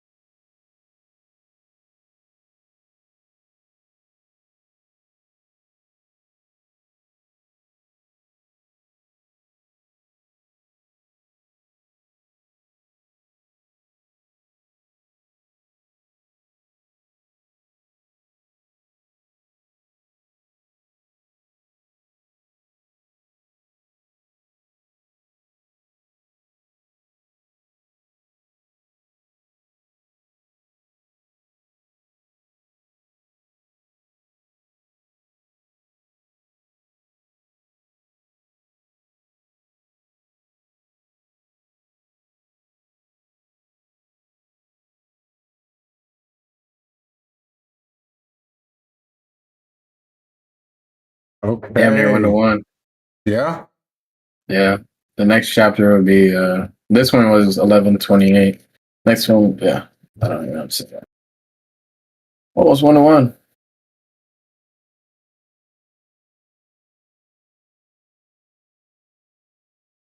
What'd you think? Initial thoughts? Initial thoughts. W chapter. I really need to do a brush up on this. Is gonna be my brush up on the early Elbaph because Yeah. I did not remember a lot of this. But yeah, everything. It's almost 1-1 with the chapter. I love that for the rest of the show. Yeah. I will give it a Warlord, just because we're still, not much going on. Early Elbaph stuff. The animation is clean as hell, though. Yeah, for sure. I'm gonna give it. It's funny. I'm gonna switch with you. I'm gonna give it an Admiral. Pretty much for the reasons that you gave the last episode. The Admiral, I kind of feel like I got from this episode. Okay. Also, like I said earlier, we got to see those moves from Luffy, Zoro, and Sanji. I think was pretty cool.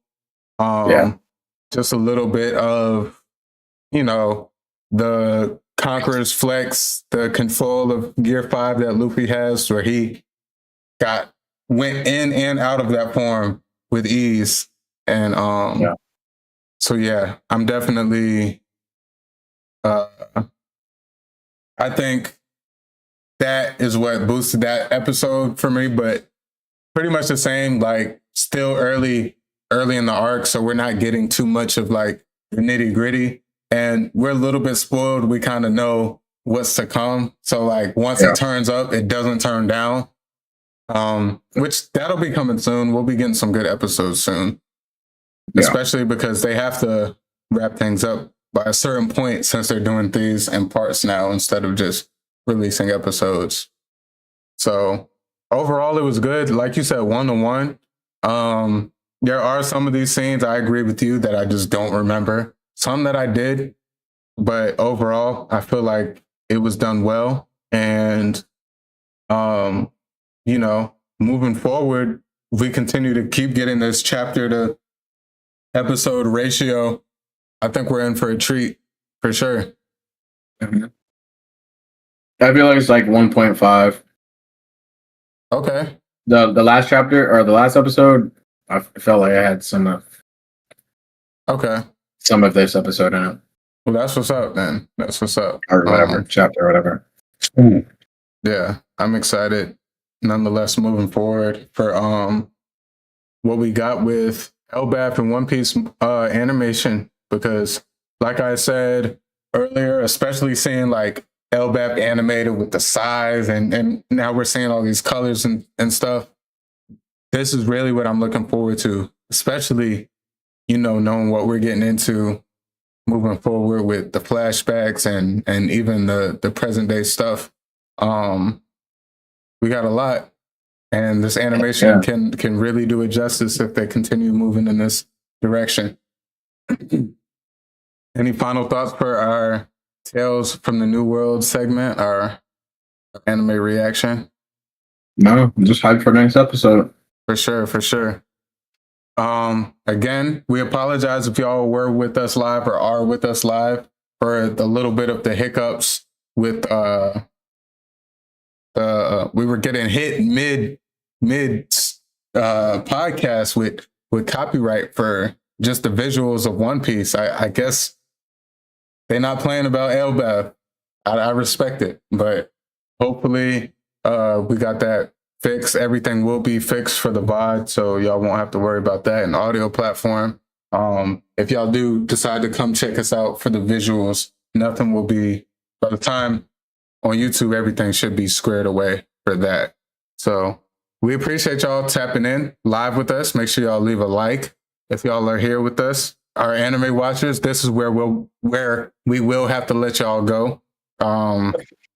And we appreciate y'all tapping in with us live. If y'all are manga readers and y'all are caught up, stay tuned. We will be getting to our Manga Mania segment, but we appreciate all of our anime watchers and just our anime fans who aren't caught up in the manga up until now, make sure y'all smash that like button. Leave a subscribe if y'all are new. And comment down below your thoughts. Go check us out also on social media platforms where we post our short form content. We get a lot of interaction, a lot of love, a lot of comments and stuff over there as well. So we appreciate everyone who's been checking us out that way and who found us through our social media. And audio platforms, 5-star rating. If y'all are listening on Spotify, Apple Podcasts, YouTube, Amazon, we appreciate y'all as well. We didn't forget about y'all. Y'all are listening to us on the go. So make sure y'all leave us a 5-star rating when y'all can and a fire review. We appreciate that as well. Like we said, we are finishing up our Tales from the New World segment, and we will be rolling into our manga segment. So if y'all are One Piece manga readers and y'all are caught up, stay with us. This is for y'all. This is for us to really talk about the nitty gritty of the manga. And if y'all aren't caught up on that aspect, we appreciate y'all for tapping in this far, and we will catch y'all in the next episode. Ja, do you have any thoughts rolling into our Manga Mania segment, chapter 1180, Omen? Hell of a chapter ahead of us. I'm just ready to get into it, man. Yeah, for sure.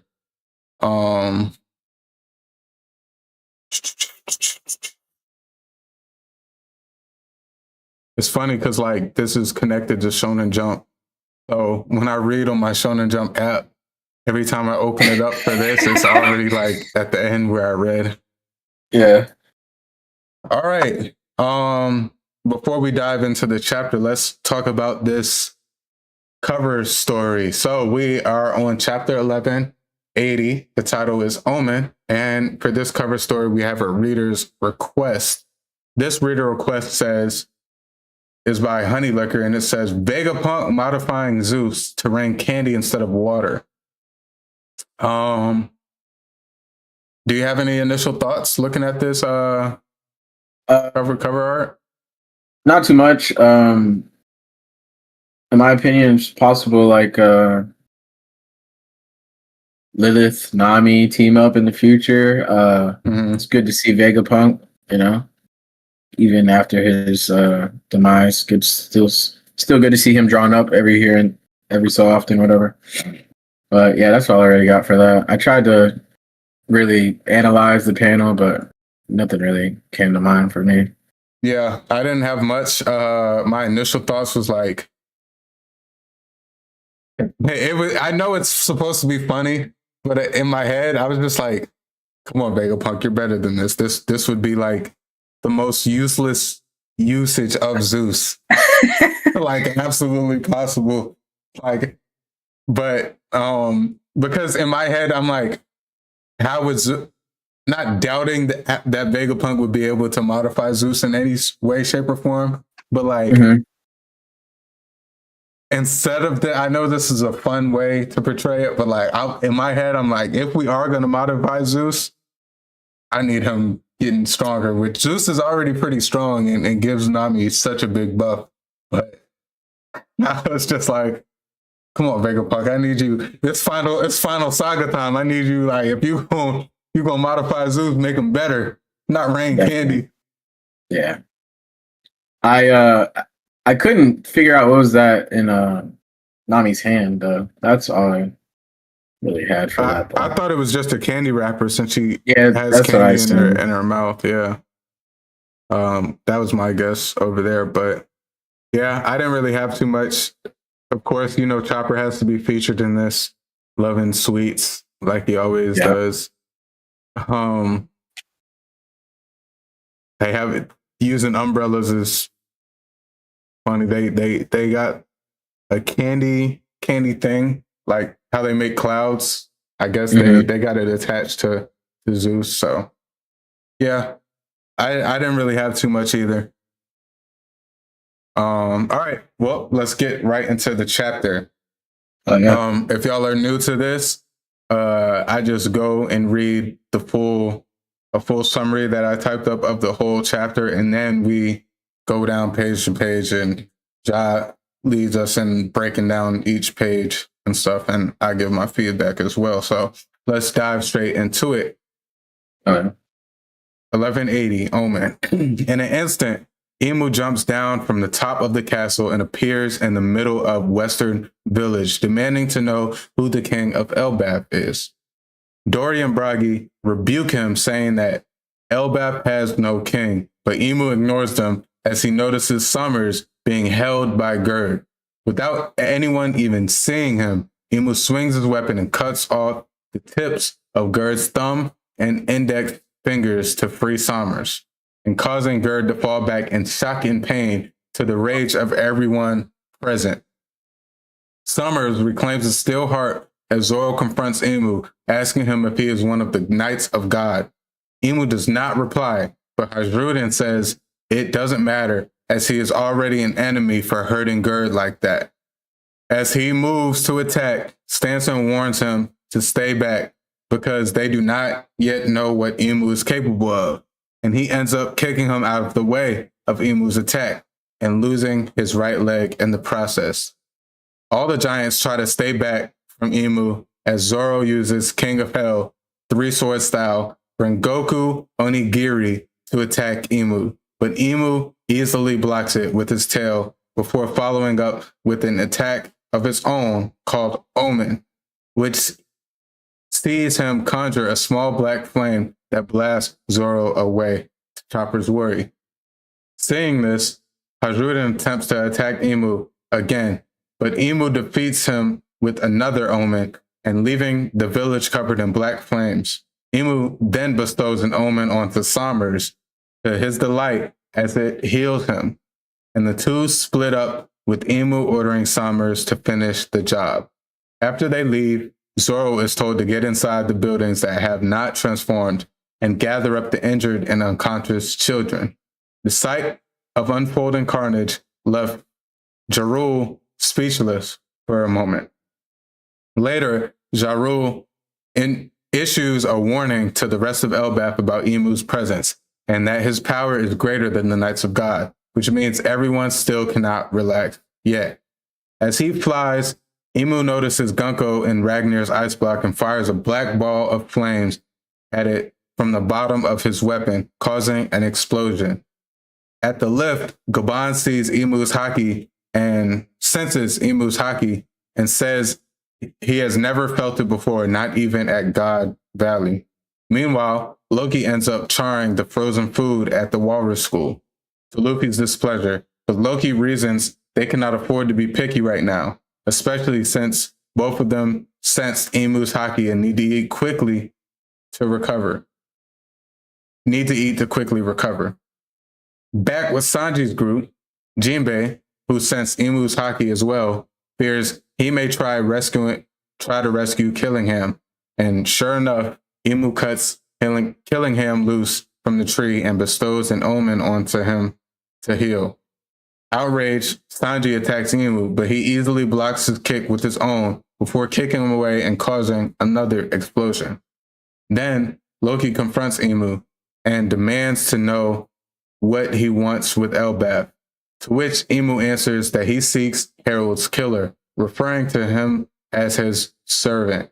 Enraged, Loki rejects his statement, calling Harold the king of Elbaph and not Imu's servant, before proclaiming that he is the killer that Imu is looking for. Imu remarks to Loki that if he had not been there, all of his trouble would have been avoided, prompting Loki to angrily respond that he has to deal with him if he wants to bring more harm to Elbaph. Man. Chapter. So a lot happened in this chapter in a very short amount, like time span. Definitely. But yeah, let's dive into this breakdown. All right, so we got Imu front and center. The last chapter we seen the front and the reveal. Mm-hmm. This chapter leads off with the rear view looking over Elbaph. Not too much in the beginning, it's just an entrance. Yeah. But we get another look at Imu's design. From what my own headcanon right now is most of the tattoos Emos has is like nothing, but besides like the eyes on the hands. And last chapter we only seen he had an eye on one hand, but this chapter confirms he has Both hands. yeah. Also, just a little I don't know, comparison to the better villains of the past. Like the Anel style pants kind of fit. Yeah. I mess with that. There's hella parallels to Anel with Emu that's been going on throughout the community. And also Kaido, shout out Kaido, but Emu's got the spiky bracelets on. Yeah. Yeah, that just came to mind. Another thing that just stood out is the skulls. Do you got anything for that? Think of anything of that? The skulls on his pants right here. Yeah. I was thinking about that when I first seen it. I don't really have any specific theory or like thoughts on it. Kind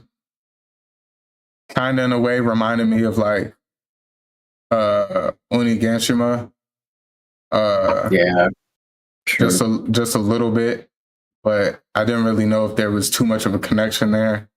The one thing that really caught my attention was just like the line tattoos that he has connected to his two hands. They both end at the collars, but they're connected also. Like the only other part on his body where we see that line tattoo work is connected to his other eye that's been covered up. So I was just wondering if there's some correlation to that, like the two tattoos on his hand being somewhat connected to his special ability in this left eye, what it appears to be. But a lot of mystery. I've heard people say like, what if the skulls are some of people he's defeated? What if that staff used to belong to Joy Boy? Just I've heard stuff around the community from last chapter. Yeah. Which I wasn't too sure about, and it made me think. But I really like his design. I think it's cool. That's still not what I expected, but I think it's a cool villain design. I'm excited to see it animated. Yeah. Moving forward, Emu asking like, nah, yeah, still same page. My bad. Okay. Yeah. Like who the king is, knowing that his servant or whatever, Harold, has already died. And then while he was in Gunko's body, he requested Dory and Bragi while they were mercy to take out Jarul. Take out Jarul and become the kings of the land. Yeah. That just threw me for a curve. I'm just curious to what the dialogue meant by that, or where the disconnect is. Yeah.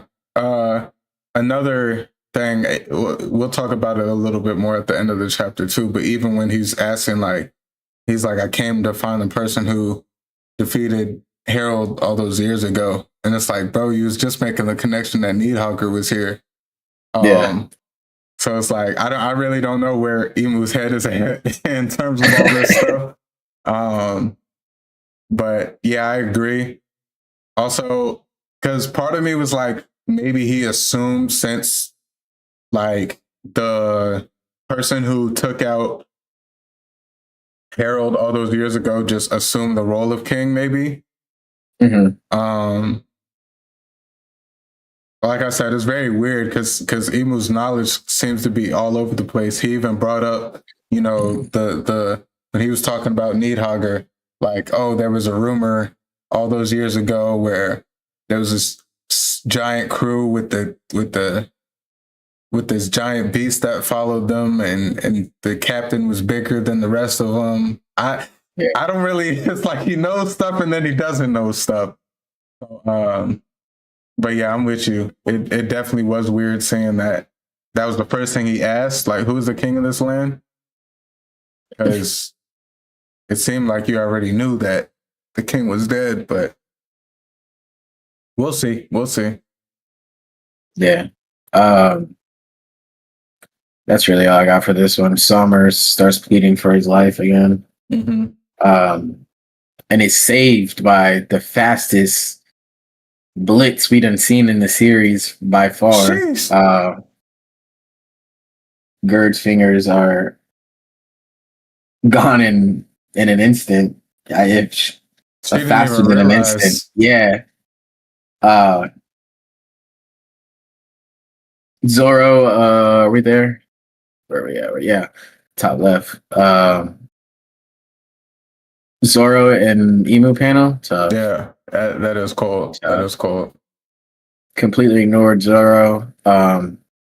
Sommer's in this heart. I feel like that ties in with their immortality significantly.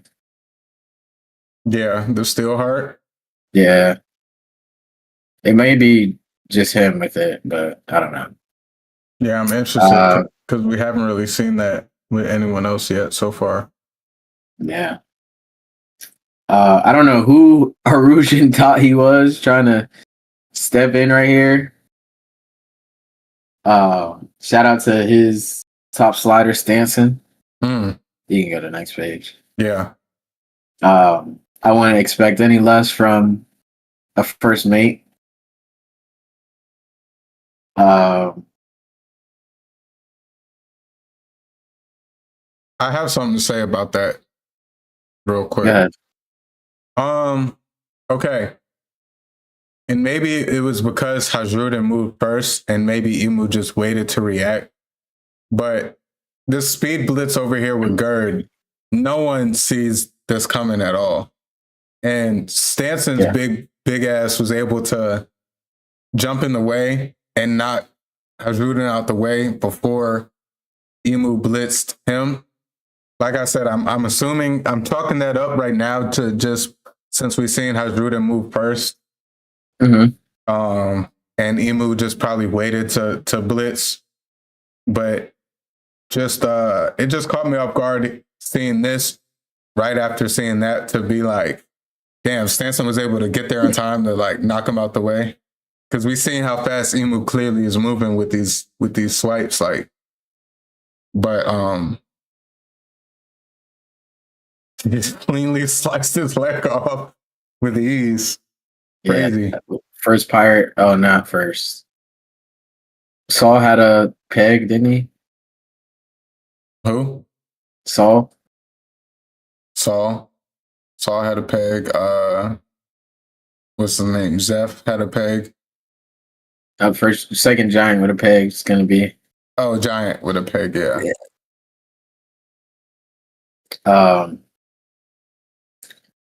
Here. Oh yeah, straight into Zoro. Uses his strongest known move that we know of. The move he defeated King with. Yep. Countered easily by he defeated King with and scarred Kaido with, right? Or no, he used the Ashura. Yeah. He used the nine sword style or whatever again to scar him. But yeah. The move he defeated King with completely gets tossed aside. No effect at all. Canceled out. Like he's side-eyeing him. Imu side-eyed him and knocked him away. It leaves me to say same tail that Sabo got stabbed by the way. So that's a Sabo upscale in my opinion. The slander that's been going on in the community, I hate to bring it up, but everybody's calling Zoro the citizen of hell. Crazy. Oh, that's funny. Just, so Omen in like Japanese is like Maki, supposedly. Okay. I don't know, Maki, Haki, I don't know if they correlate at all. are going to in the future, but a little flick of a black flame one shots Zoro. It's Yeah. outrageous. And then moving forward, we see it be used as a support attack as well, or a move. Right. I think that's crazy. I know you were supportive in the no diff being handed out by Imu to a lot of the fodder in the show compared to Imu. So narratively, I guess it checks out. Yeah. Yeah, and then we'll talk about a little bit more about that. Like once we get to the full end, I'll dive into that. But yeah, and then Haruden also receives a nuke compared to what Zoro got. But yeah, seeing this anime is gonna be so lit. I'm still kind of just taking it all in. How do you feel about this Omen power up though? It's interesting because we've seen it used on the offensive and not necessarily defensive, but it helped. Like he used it as a healing aid for his Knights of God. So I'm interested to see what exactly it is. It seems to be a little bit of everything. Obviously, before Emu's reveal, we only seen pretty much his Nomi Reversi when he was taking over people.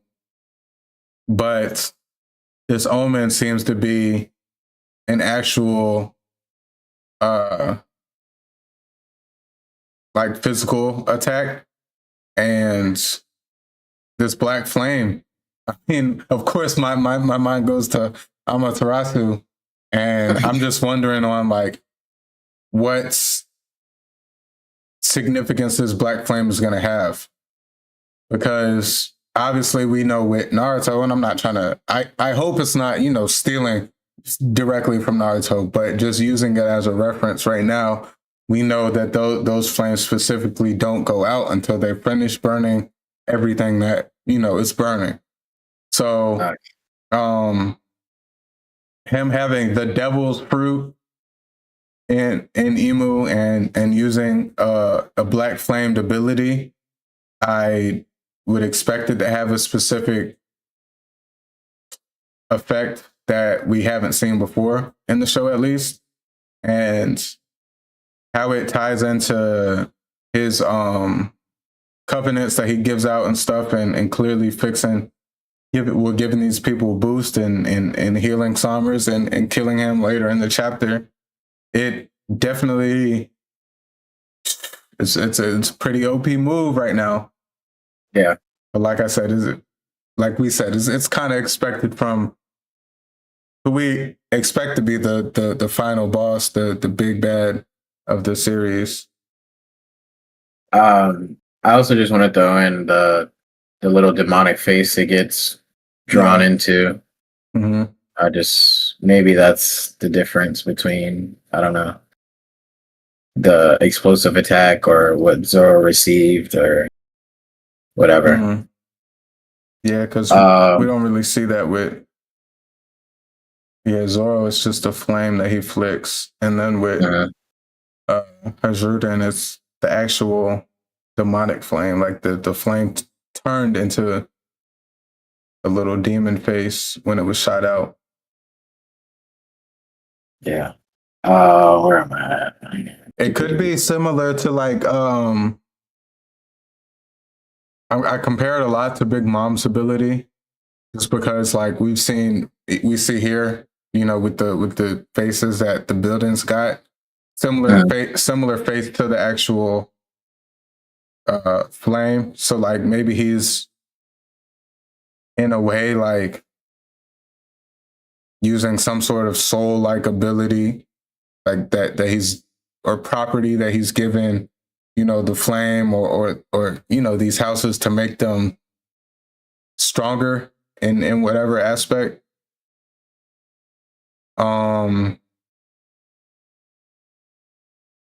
He seems to be a lot more lenient than I expected from what we've seen with Saturn. How well, obviously we know Saturn had a few things that he did wrong to lead to his demise.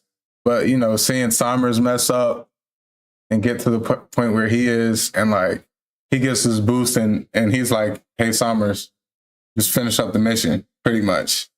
Mm-hmm. Same with Killingham.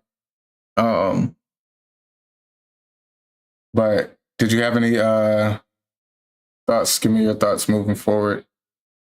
How many the attack is pretty, you know, as crazy as it is. How many people you think running the gauntlet before it's countered?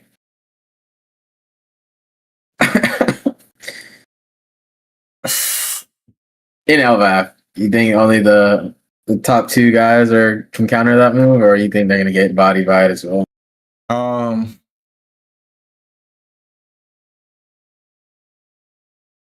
Part of me is kind of expecting, as weird as this sounds, I'm expecting this arc to be ending soon, and I kind of expect Emu to like handle his business pretty smoothly. I'm still not sure whether I think it's going to be a flat out victory for Emu, but I think he's going to leave with pretty much what he wants, and it's going to be like a loss for the crew and everybody, and they're just going to have to like move forward with the knowledge of that's what we got to beat in order to like really have peace from the gut, like have a free will and stuff. So like I kind of think he may like low diff everybody. I mean, I would like to see Loki and Luffy be able to put up a fight, but I don't want it to be like they're doing significant blows to Emu to where it's like, oh damn, they're pretty close. Like the way he's doing everybody else, I would still like to see some relevant ease in when he fights. Definitely. Just one more thing on the last page. Get a little bit where is that? FWM. Fuck with me. And then he busts him with the O, and I just thought, what? It's funny because I read it like that too when I first read it. Yeah, I just thought that was funny. Emu's on a time limit here at Sommers. Mm-hmm. Yeah. I think that may have. Do you think that has something to do with him being away from the castle in Marijua? Yeah. Okay. And that's another reason why I feel like it would be ending soon. I just feel like they're gonna escape, get what they need to, and it's gonna be like, damn, we thought we had them. Yeah. Not really much on this page. Shout out to, or does it start here? Yeah. Shout out to Ja Rule for just being so informative to everybody on the island. Yeah, keeping everybody I assume that's Ja Rule that gave out this warning. Oh yeah, it is. Okay. Because we right before it starts, we see his face like he's sitting here thinking. So I assumed it was Ja Rule. W leader as we get Emu blitzing across the island. Sheesh. Still, I feel the fastest speed that we've seen in the show. Mm-hmm. He grew some wings. Yeah, the wings on command. Oh, do you think this is like a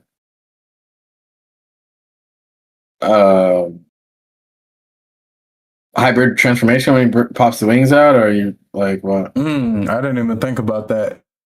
I just kind of chalked it up to Emu being Emu and like Yeah. him just spawning wings because that's what he wanted to do. I didn't really think about it potentially being like a potential hybrid form of his fruit or something. I don't know. It's funny because it's like he has devil horns and a devil tail. So it's like it kind of already seems like he's just in that form or whatever.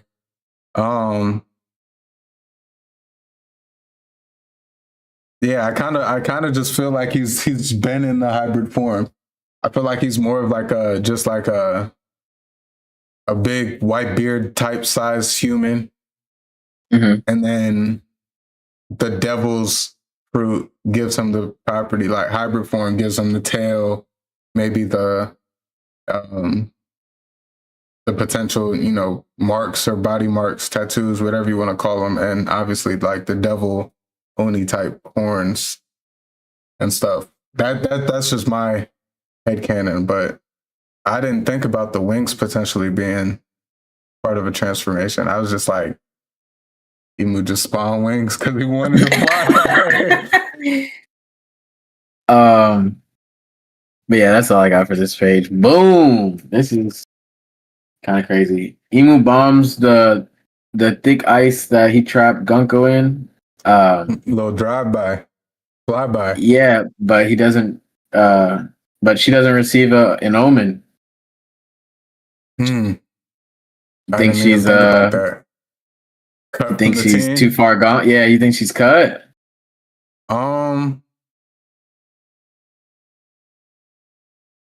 That's what I'm All right. leaning towards. I was kind of leaning towards maybe that explosion just got rid of the ice and she'll be able to heal up back to normal. Whereas Summers and Killingham were both like pretty messed up. She was just she was just frozen.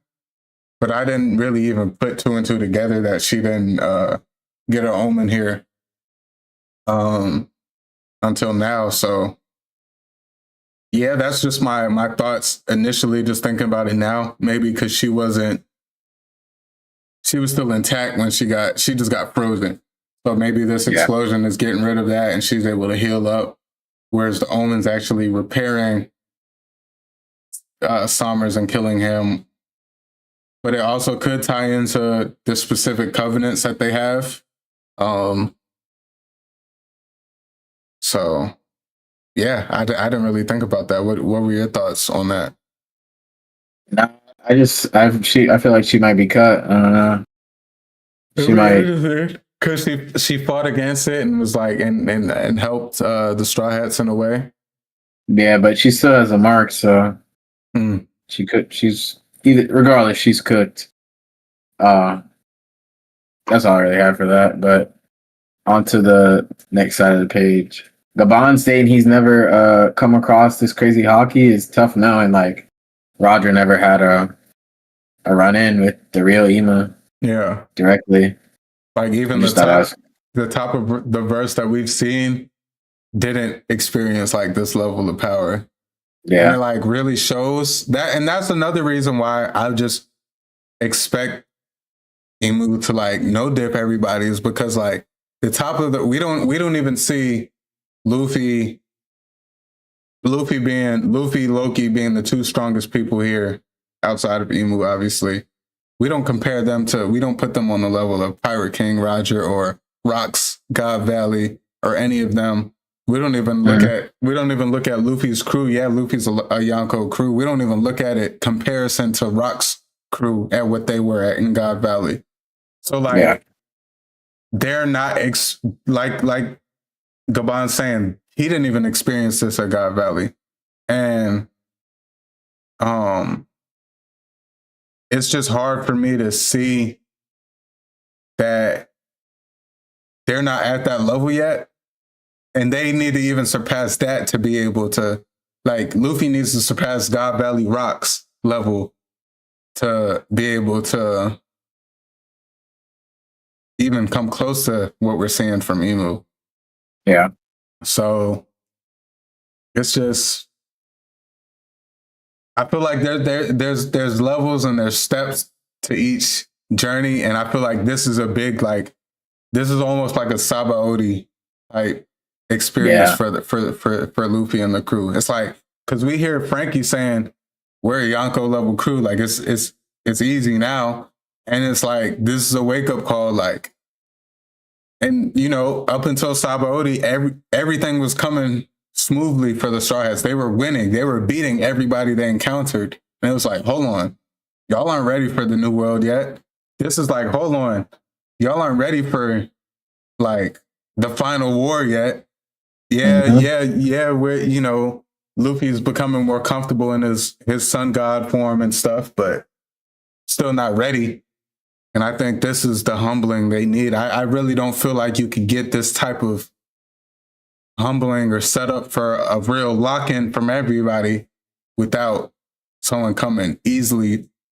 Zoro, Sanji, easy, boom, boom. Not even really like this almost. Like, get off of me. And it's interesting to see, what goes on with when Loki engages him and eventually what we see from Luffy. But I do feel like, with them being on a time limit and stuff, we'll see more. I don't think we'll see the straight up clash that we're expecting. I mean, obviously between Loki and Imu is coming soon, but at least from Luffy's side of things, I was surprised that Luffy wasn't even out there when Loki turned up. But let's keep going. I'm getting ahead of myself. Okay. Luffy and Loki scarfing food down. Are they even going to be 50% after that? Well, Luffy's still in his grandpa form. Luffy's cooked. I can't lie. I don't know. I did like this panel. Loki's kind of had his attitude about him the whole time, but I feel like he's growing on, like Luffy's growing on him a little bit. Mm-hmm. We still haven't really seen the direct appreciation from Loki, but the way he's kind of they've been together really since he freed him. Yeah. And Luffy's been right by his side. So I just kind of like that aspect. And now he's making sure that he's eating so they could restore their energy. And it's kind of like a little bit of a brother's thing. He's just telling him not to be picky and stuff because it's either frozen food or burnt food. Yeah. I also found it kind of funny that they threw in Ragnar in there. Yeah. Lunching up. Also, the big talks in the community is talking about this the new monster trio. Ragnar, Luffy, and Loki. Yeah. That's funny. That's funny as hell. That's what it seems like right now. At least for this arc, that's what it needs to be. Facts. But yeah, I'm really liking Loki's character and how he's growing. I'm just interested to see where he falls into place with things moving forward in the story. Definitely. Right now, boy. Killingham's threats are about to pay off as he receives an omen, and it's time for that German Sanji to come out, boy. What? Yeah, I guess so. Sanji in there, like that. blitzed Emu with a kick. Emu caught it with his heel, and no diff. End the series, not Nami. End the series, Sanji. I wonder if he gets a black flame. That would be interesting. Yeah, he already got the blue flame now. Like I said, it would really all determine on how Oda wants to write in this black flame. Like if it's strictly tied to the devil's aspect of it, or it's just a certain level of flame that can be reached in terms of power and stuff. If that is the thing, then I do wholeheartedly expect him, especially, you know, that's Black Leg Sanji, Blackfoot Sanji, whatever, you know. You know what I'm saying? It just fits into it. So complete the epithet. yeah. So like and we've obviously seen that Sanji's attacks revolve around fire and stuff, and him being able to create that friction and kinetic energy with his speed and his and turn that into, you know, fire and attack power. So with that being said, if the Black Flames do have like, is just like a strength level thing, I think I would expect end of series Sanji to be able to reach or compete with that.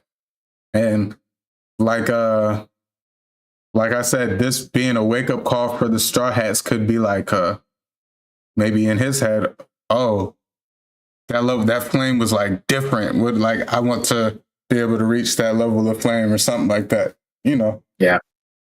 Not only like you're talking about the flames and everything, but oh Lord. What? Oh, you lost his attacks are also like demons based, devil based ish attacks. Sanji? Yeah. Okay, yeah. Yeah. Hey, in translation. Yeah. It's not in English, but yeah, I know what you mean. No, I think that does tie into his like persona and like his character build. So like I said, it really depends on what Oda wants to do in terms of the meaning behind the Black Flames. Obviously, he pointed it out when it was first used back here. What are these Black Flames? Who was that asking that though? Maybe what's it called? Zoro? Nah, it's Chopper. Yeah, I guess. I just know we see. Who is that? Yeah, we see Zoro here right before this and being said. So I don't know. Because the Black Flames are also what's restoring Commerce, it seems, unless those are behind him. But it looks like they're. Well, it's hard to tell actually. It could just be behind him. But yeah, it all depends. I do think it'll be cool. You know, it would definitely fit into Sanji's aesthetic and stuff a little bit more. Him getting completely overpowered with this kick. It's like, damn, Imu's not even a kicking dude. He just kicked him like that. I'm not gonna lie, the leakers were saying Kaido size, Big Mom size, Whitebeard size. Bro, he's huge, bro. Look at his foot, bro. Yeah, it's very hard to scale him because seeing him here in between the regular size giants, dude, yeah, he's still smaller. Like, yeah, he's small, and then you got Zoro standing next or looking up to him, and he's huge, and Sanji's the size of his foot. Here, it's very hard to scale. Definitely. Because I definitely think he's bigger than Whitebeard. I don't think Whitebeard's foot was the same size as like Sanji, but obviously he's significantly smaller than a giant, and even more significantly smaller than an ancient giant. For sure. So he's kind of like Luffy's Gear 5 giant form, maybe. Yeah, that kind of checks out. Yeah. I can maybe see Kaido.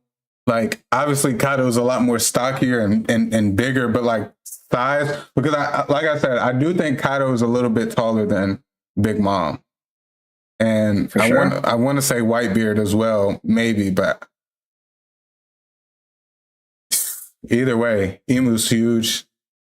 Loki's even more huge.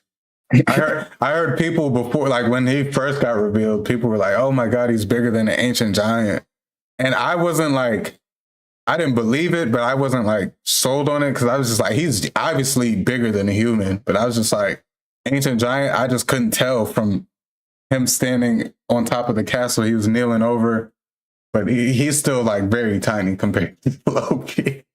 Yeah. That's just You're good. just makes me think even more about just how big this Needhogger form is.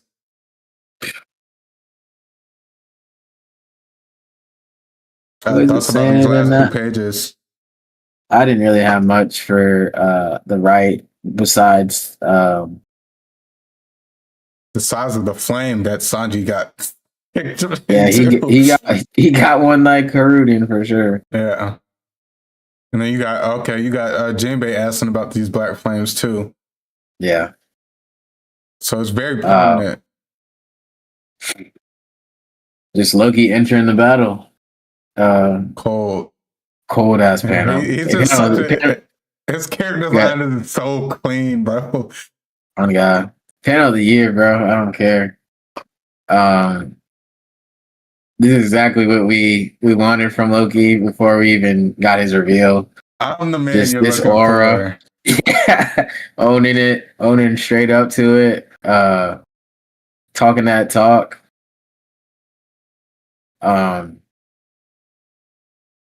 Just ready to spin for his pops. How do you feel right now that Shanks took out Loki? 6 years after Loki took out one of the top strongest, yeah. 6 years. In my opinion, it's still very much time for Shanks to get to that level. Bro, I'm gonna just say this briefly about Shanks and power level. Like from what we've seen in terms of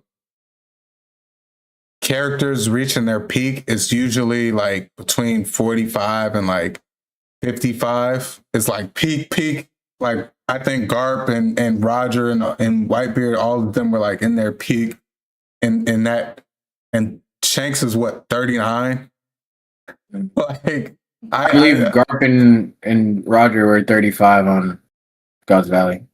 Yeah, and that was how many years before Roger became the Pirate King?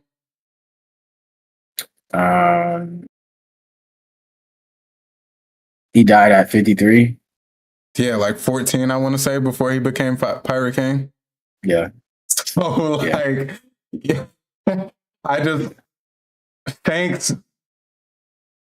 I mean, we'll see how Loki fares in this fight with Emu. I don't expect him to get one-shotted. I do expect him to get low diffed. But Shanks being able to beat Loki, I mean, it's just an upscale for him, bro. It's just an upscale for Shanks, man. I mean, you still believe it, or was Loki jumped? For me, 6 years is enough time for Shanks to get to that point to body. Yeah, for sure. But it's hard for me to say because, like, I'm even in my rewatch with in my rewatch now in Wano, I'm just looking at this stuff with Kaido, and I'm like, Shanks just really came and like clashed with Kaido and then dipped with ease like that. And I was thinking, because like Kaido was making it seem like he ain't never had no fight in years that was like on the level of what Luffy and them was bringing in the worst generation. And it's just like, bro, didn't you just throw hands with Shanks not too long ago? Like, but what would it be, like 2 years? Yeah, but he made it seem like he ain't have a fight like that in ages. But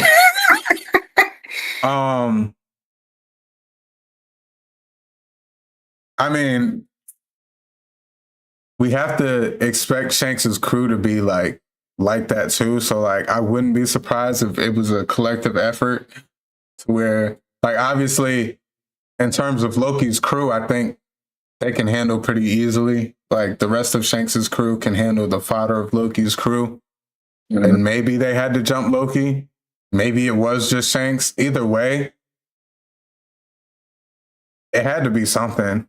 I don't think Loki was seeing Loki's personality and character. I don't think Loki was like going all out to kill Shanks. So I don't think it was like a to the death type of environment. It's hard to say. It's hard to say. I'm excited though. Oh yeah. That shit clean, bro. Loki's clean. Emu's clean. Fan of the year.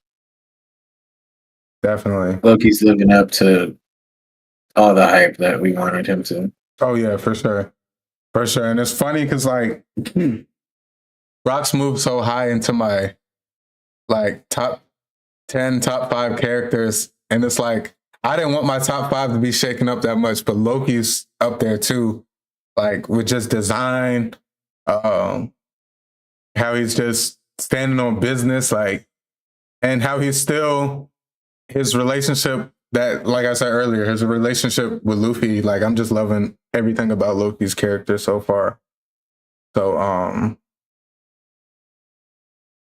I agree. Damn, man. Cooking, man. And we get another chapter in a week too. I'm excited. Yeah. No break. Break.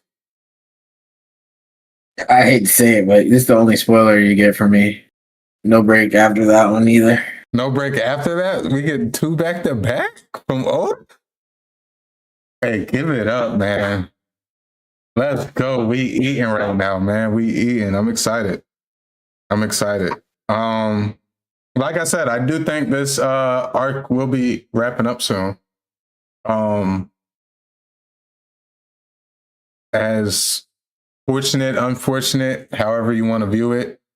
It does seem to like Emu's on the time limit. I don't think we're going to get a full fleshed out fight here. I wouldn't even be mad if Emu goes back with a little bit of injury from this fight. I just want it to still be relatively smooth for him because I need it to be a loss for the Straw Hats. It's been a minute since they've actually taken a flat loss to where it's like they question what the hell they can even they're doing. Like right now, it's kind of similar to pre-Sabaody. Like everything's been going smooth from them. The Kato fight obviously was definitely taking out Tsuyanko. That was definitely difficult, but that unlocked a level of unfuckwittable with damn near with the Straw Hat crew. And even up until Emu arrived, they still handled the problem. Once they got a control over the situation in Elbaph, they handled it with relative ease. So I do want this to end up being some sort of wake-up call to where it's like, man, he whooped our ass. Because even with the Gorosei, they escaped the Gorosei like relatively easy. Yeah. So, and those are the people right under Emu. I can't have everybody from the Holy Land being weak, especially not the head. Yeah, no doubt. Yeah. So I know we had a little bit of disagreement with the Straw Hat slander, and as much as I love the Straw Hats and like don't want to slander them, I did want to see something like this from them, like or from Emu. I'll say more than them. Gotcha. It hurt seeing Zoro get flung like that, man. Using his strongest move. Sanji too. Using their strongest Commoner's moves. leg. That's his slander title. Man. The community did my boys wrong this week. Man, had them their hairstyles sitting over burnt chicken wings. Barbecue chicken. These are the ones of the Pirate King. Yeah, they did their big one with that. But yeah, it was funny. But I definitely hope moving forward. Like I said, they learn from this.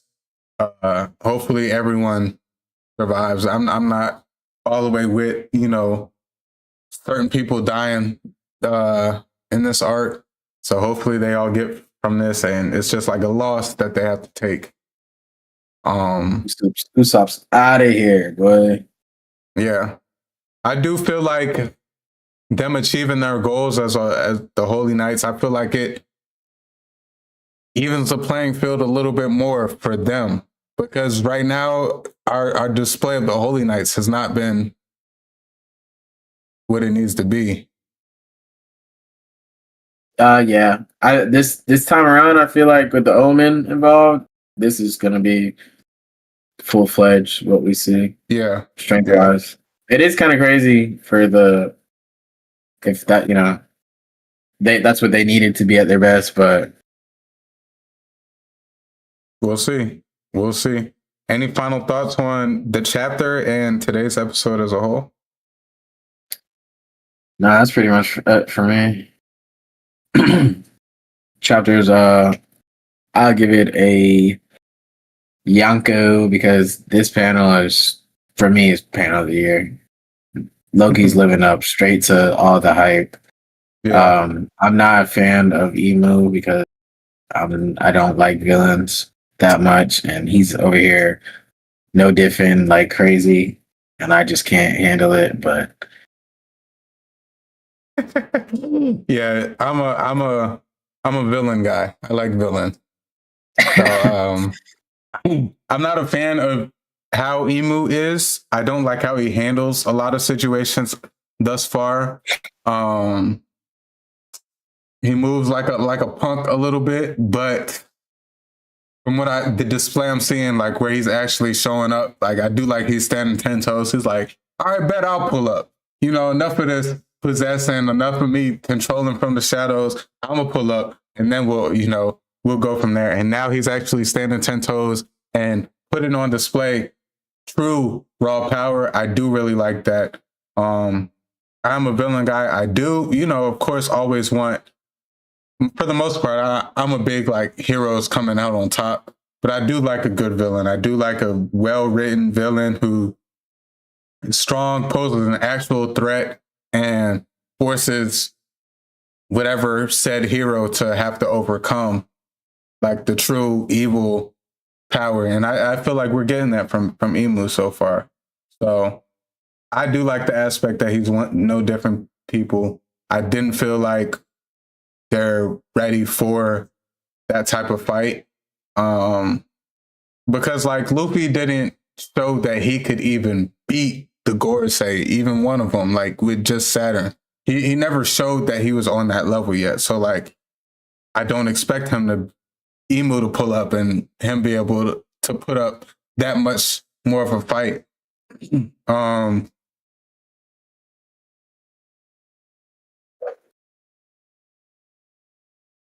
I kind of predict something like another level of, you know how in the fight with Kaido, how it took Luffy to be able to realize what he had to do in order to hurt Kaido and then further on defeat Kaido and his growth throughout that fight. I want him to kind of have an instant with Emu to where like he senses something that he needs to tap into, and then Emu flees, and then he's like, what was that? I need to figure out what that was, because that was actually going to actually put harm into Emu.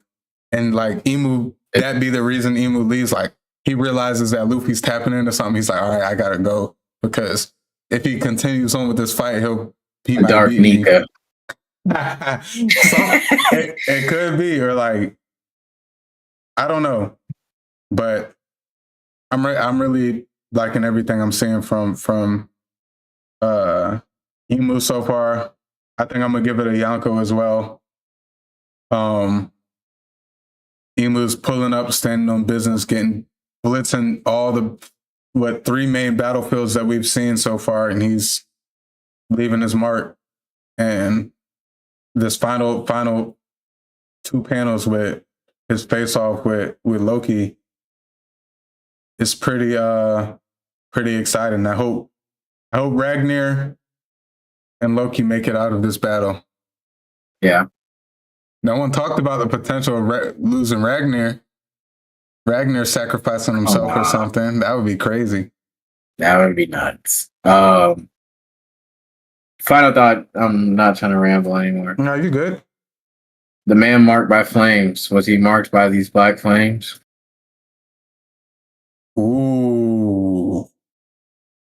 My dog trying to cook.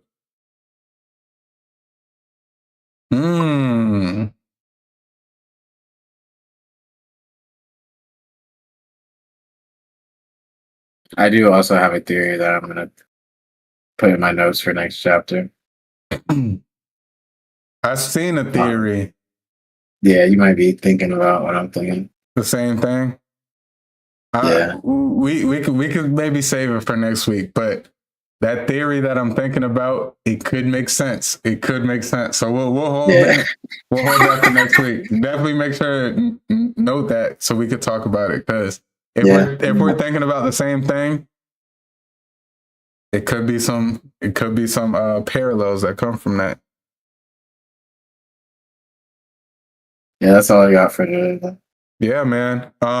Great chapter, great episodes.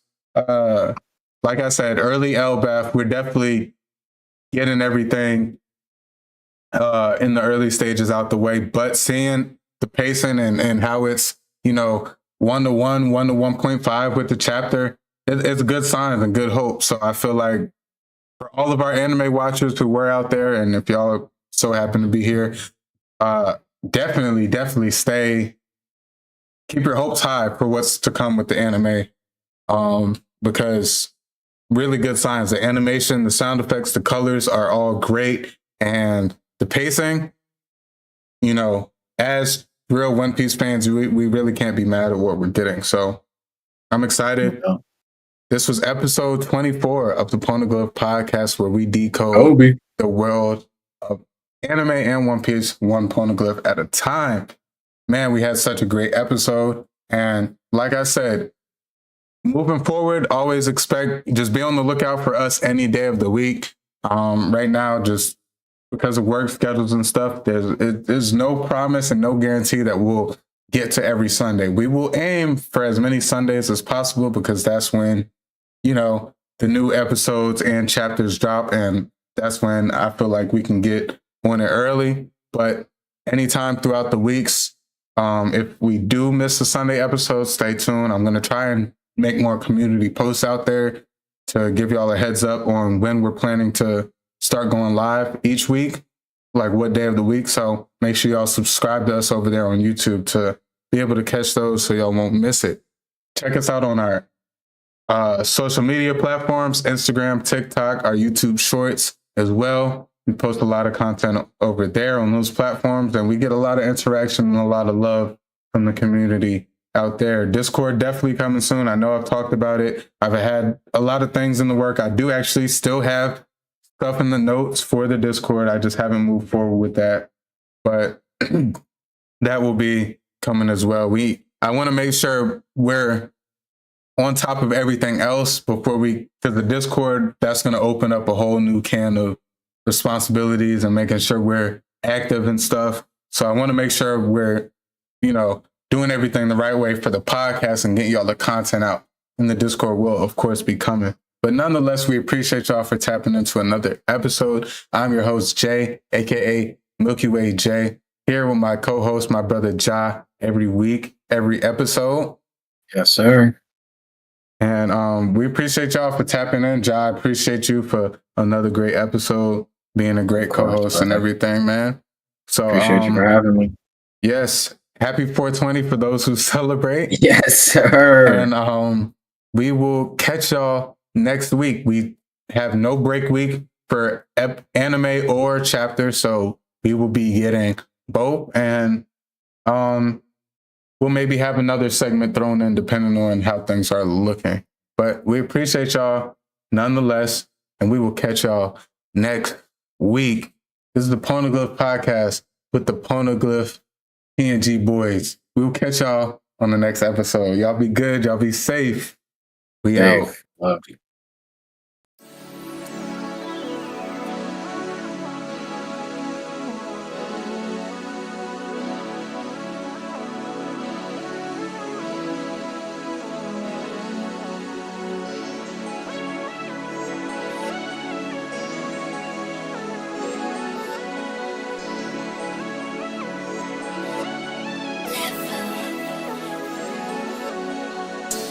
If you're not feeling it, be honest. I'm dashing in the coupe and going Sonic speed. I gave you my all, tell me what else you need. I'm not ready for your love, but feel you rushing me. And my cup is running low, need you to fill it, please. I remember all those times it was a simple thing. Now I'm here all alone, reminiscing about what we could've been, I'm on the road, drinking, driving, swerving on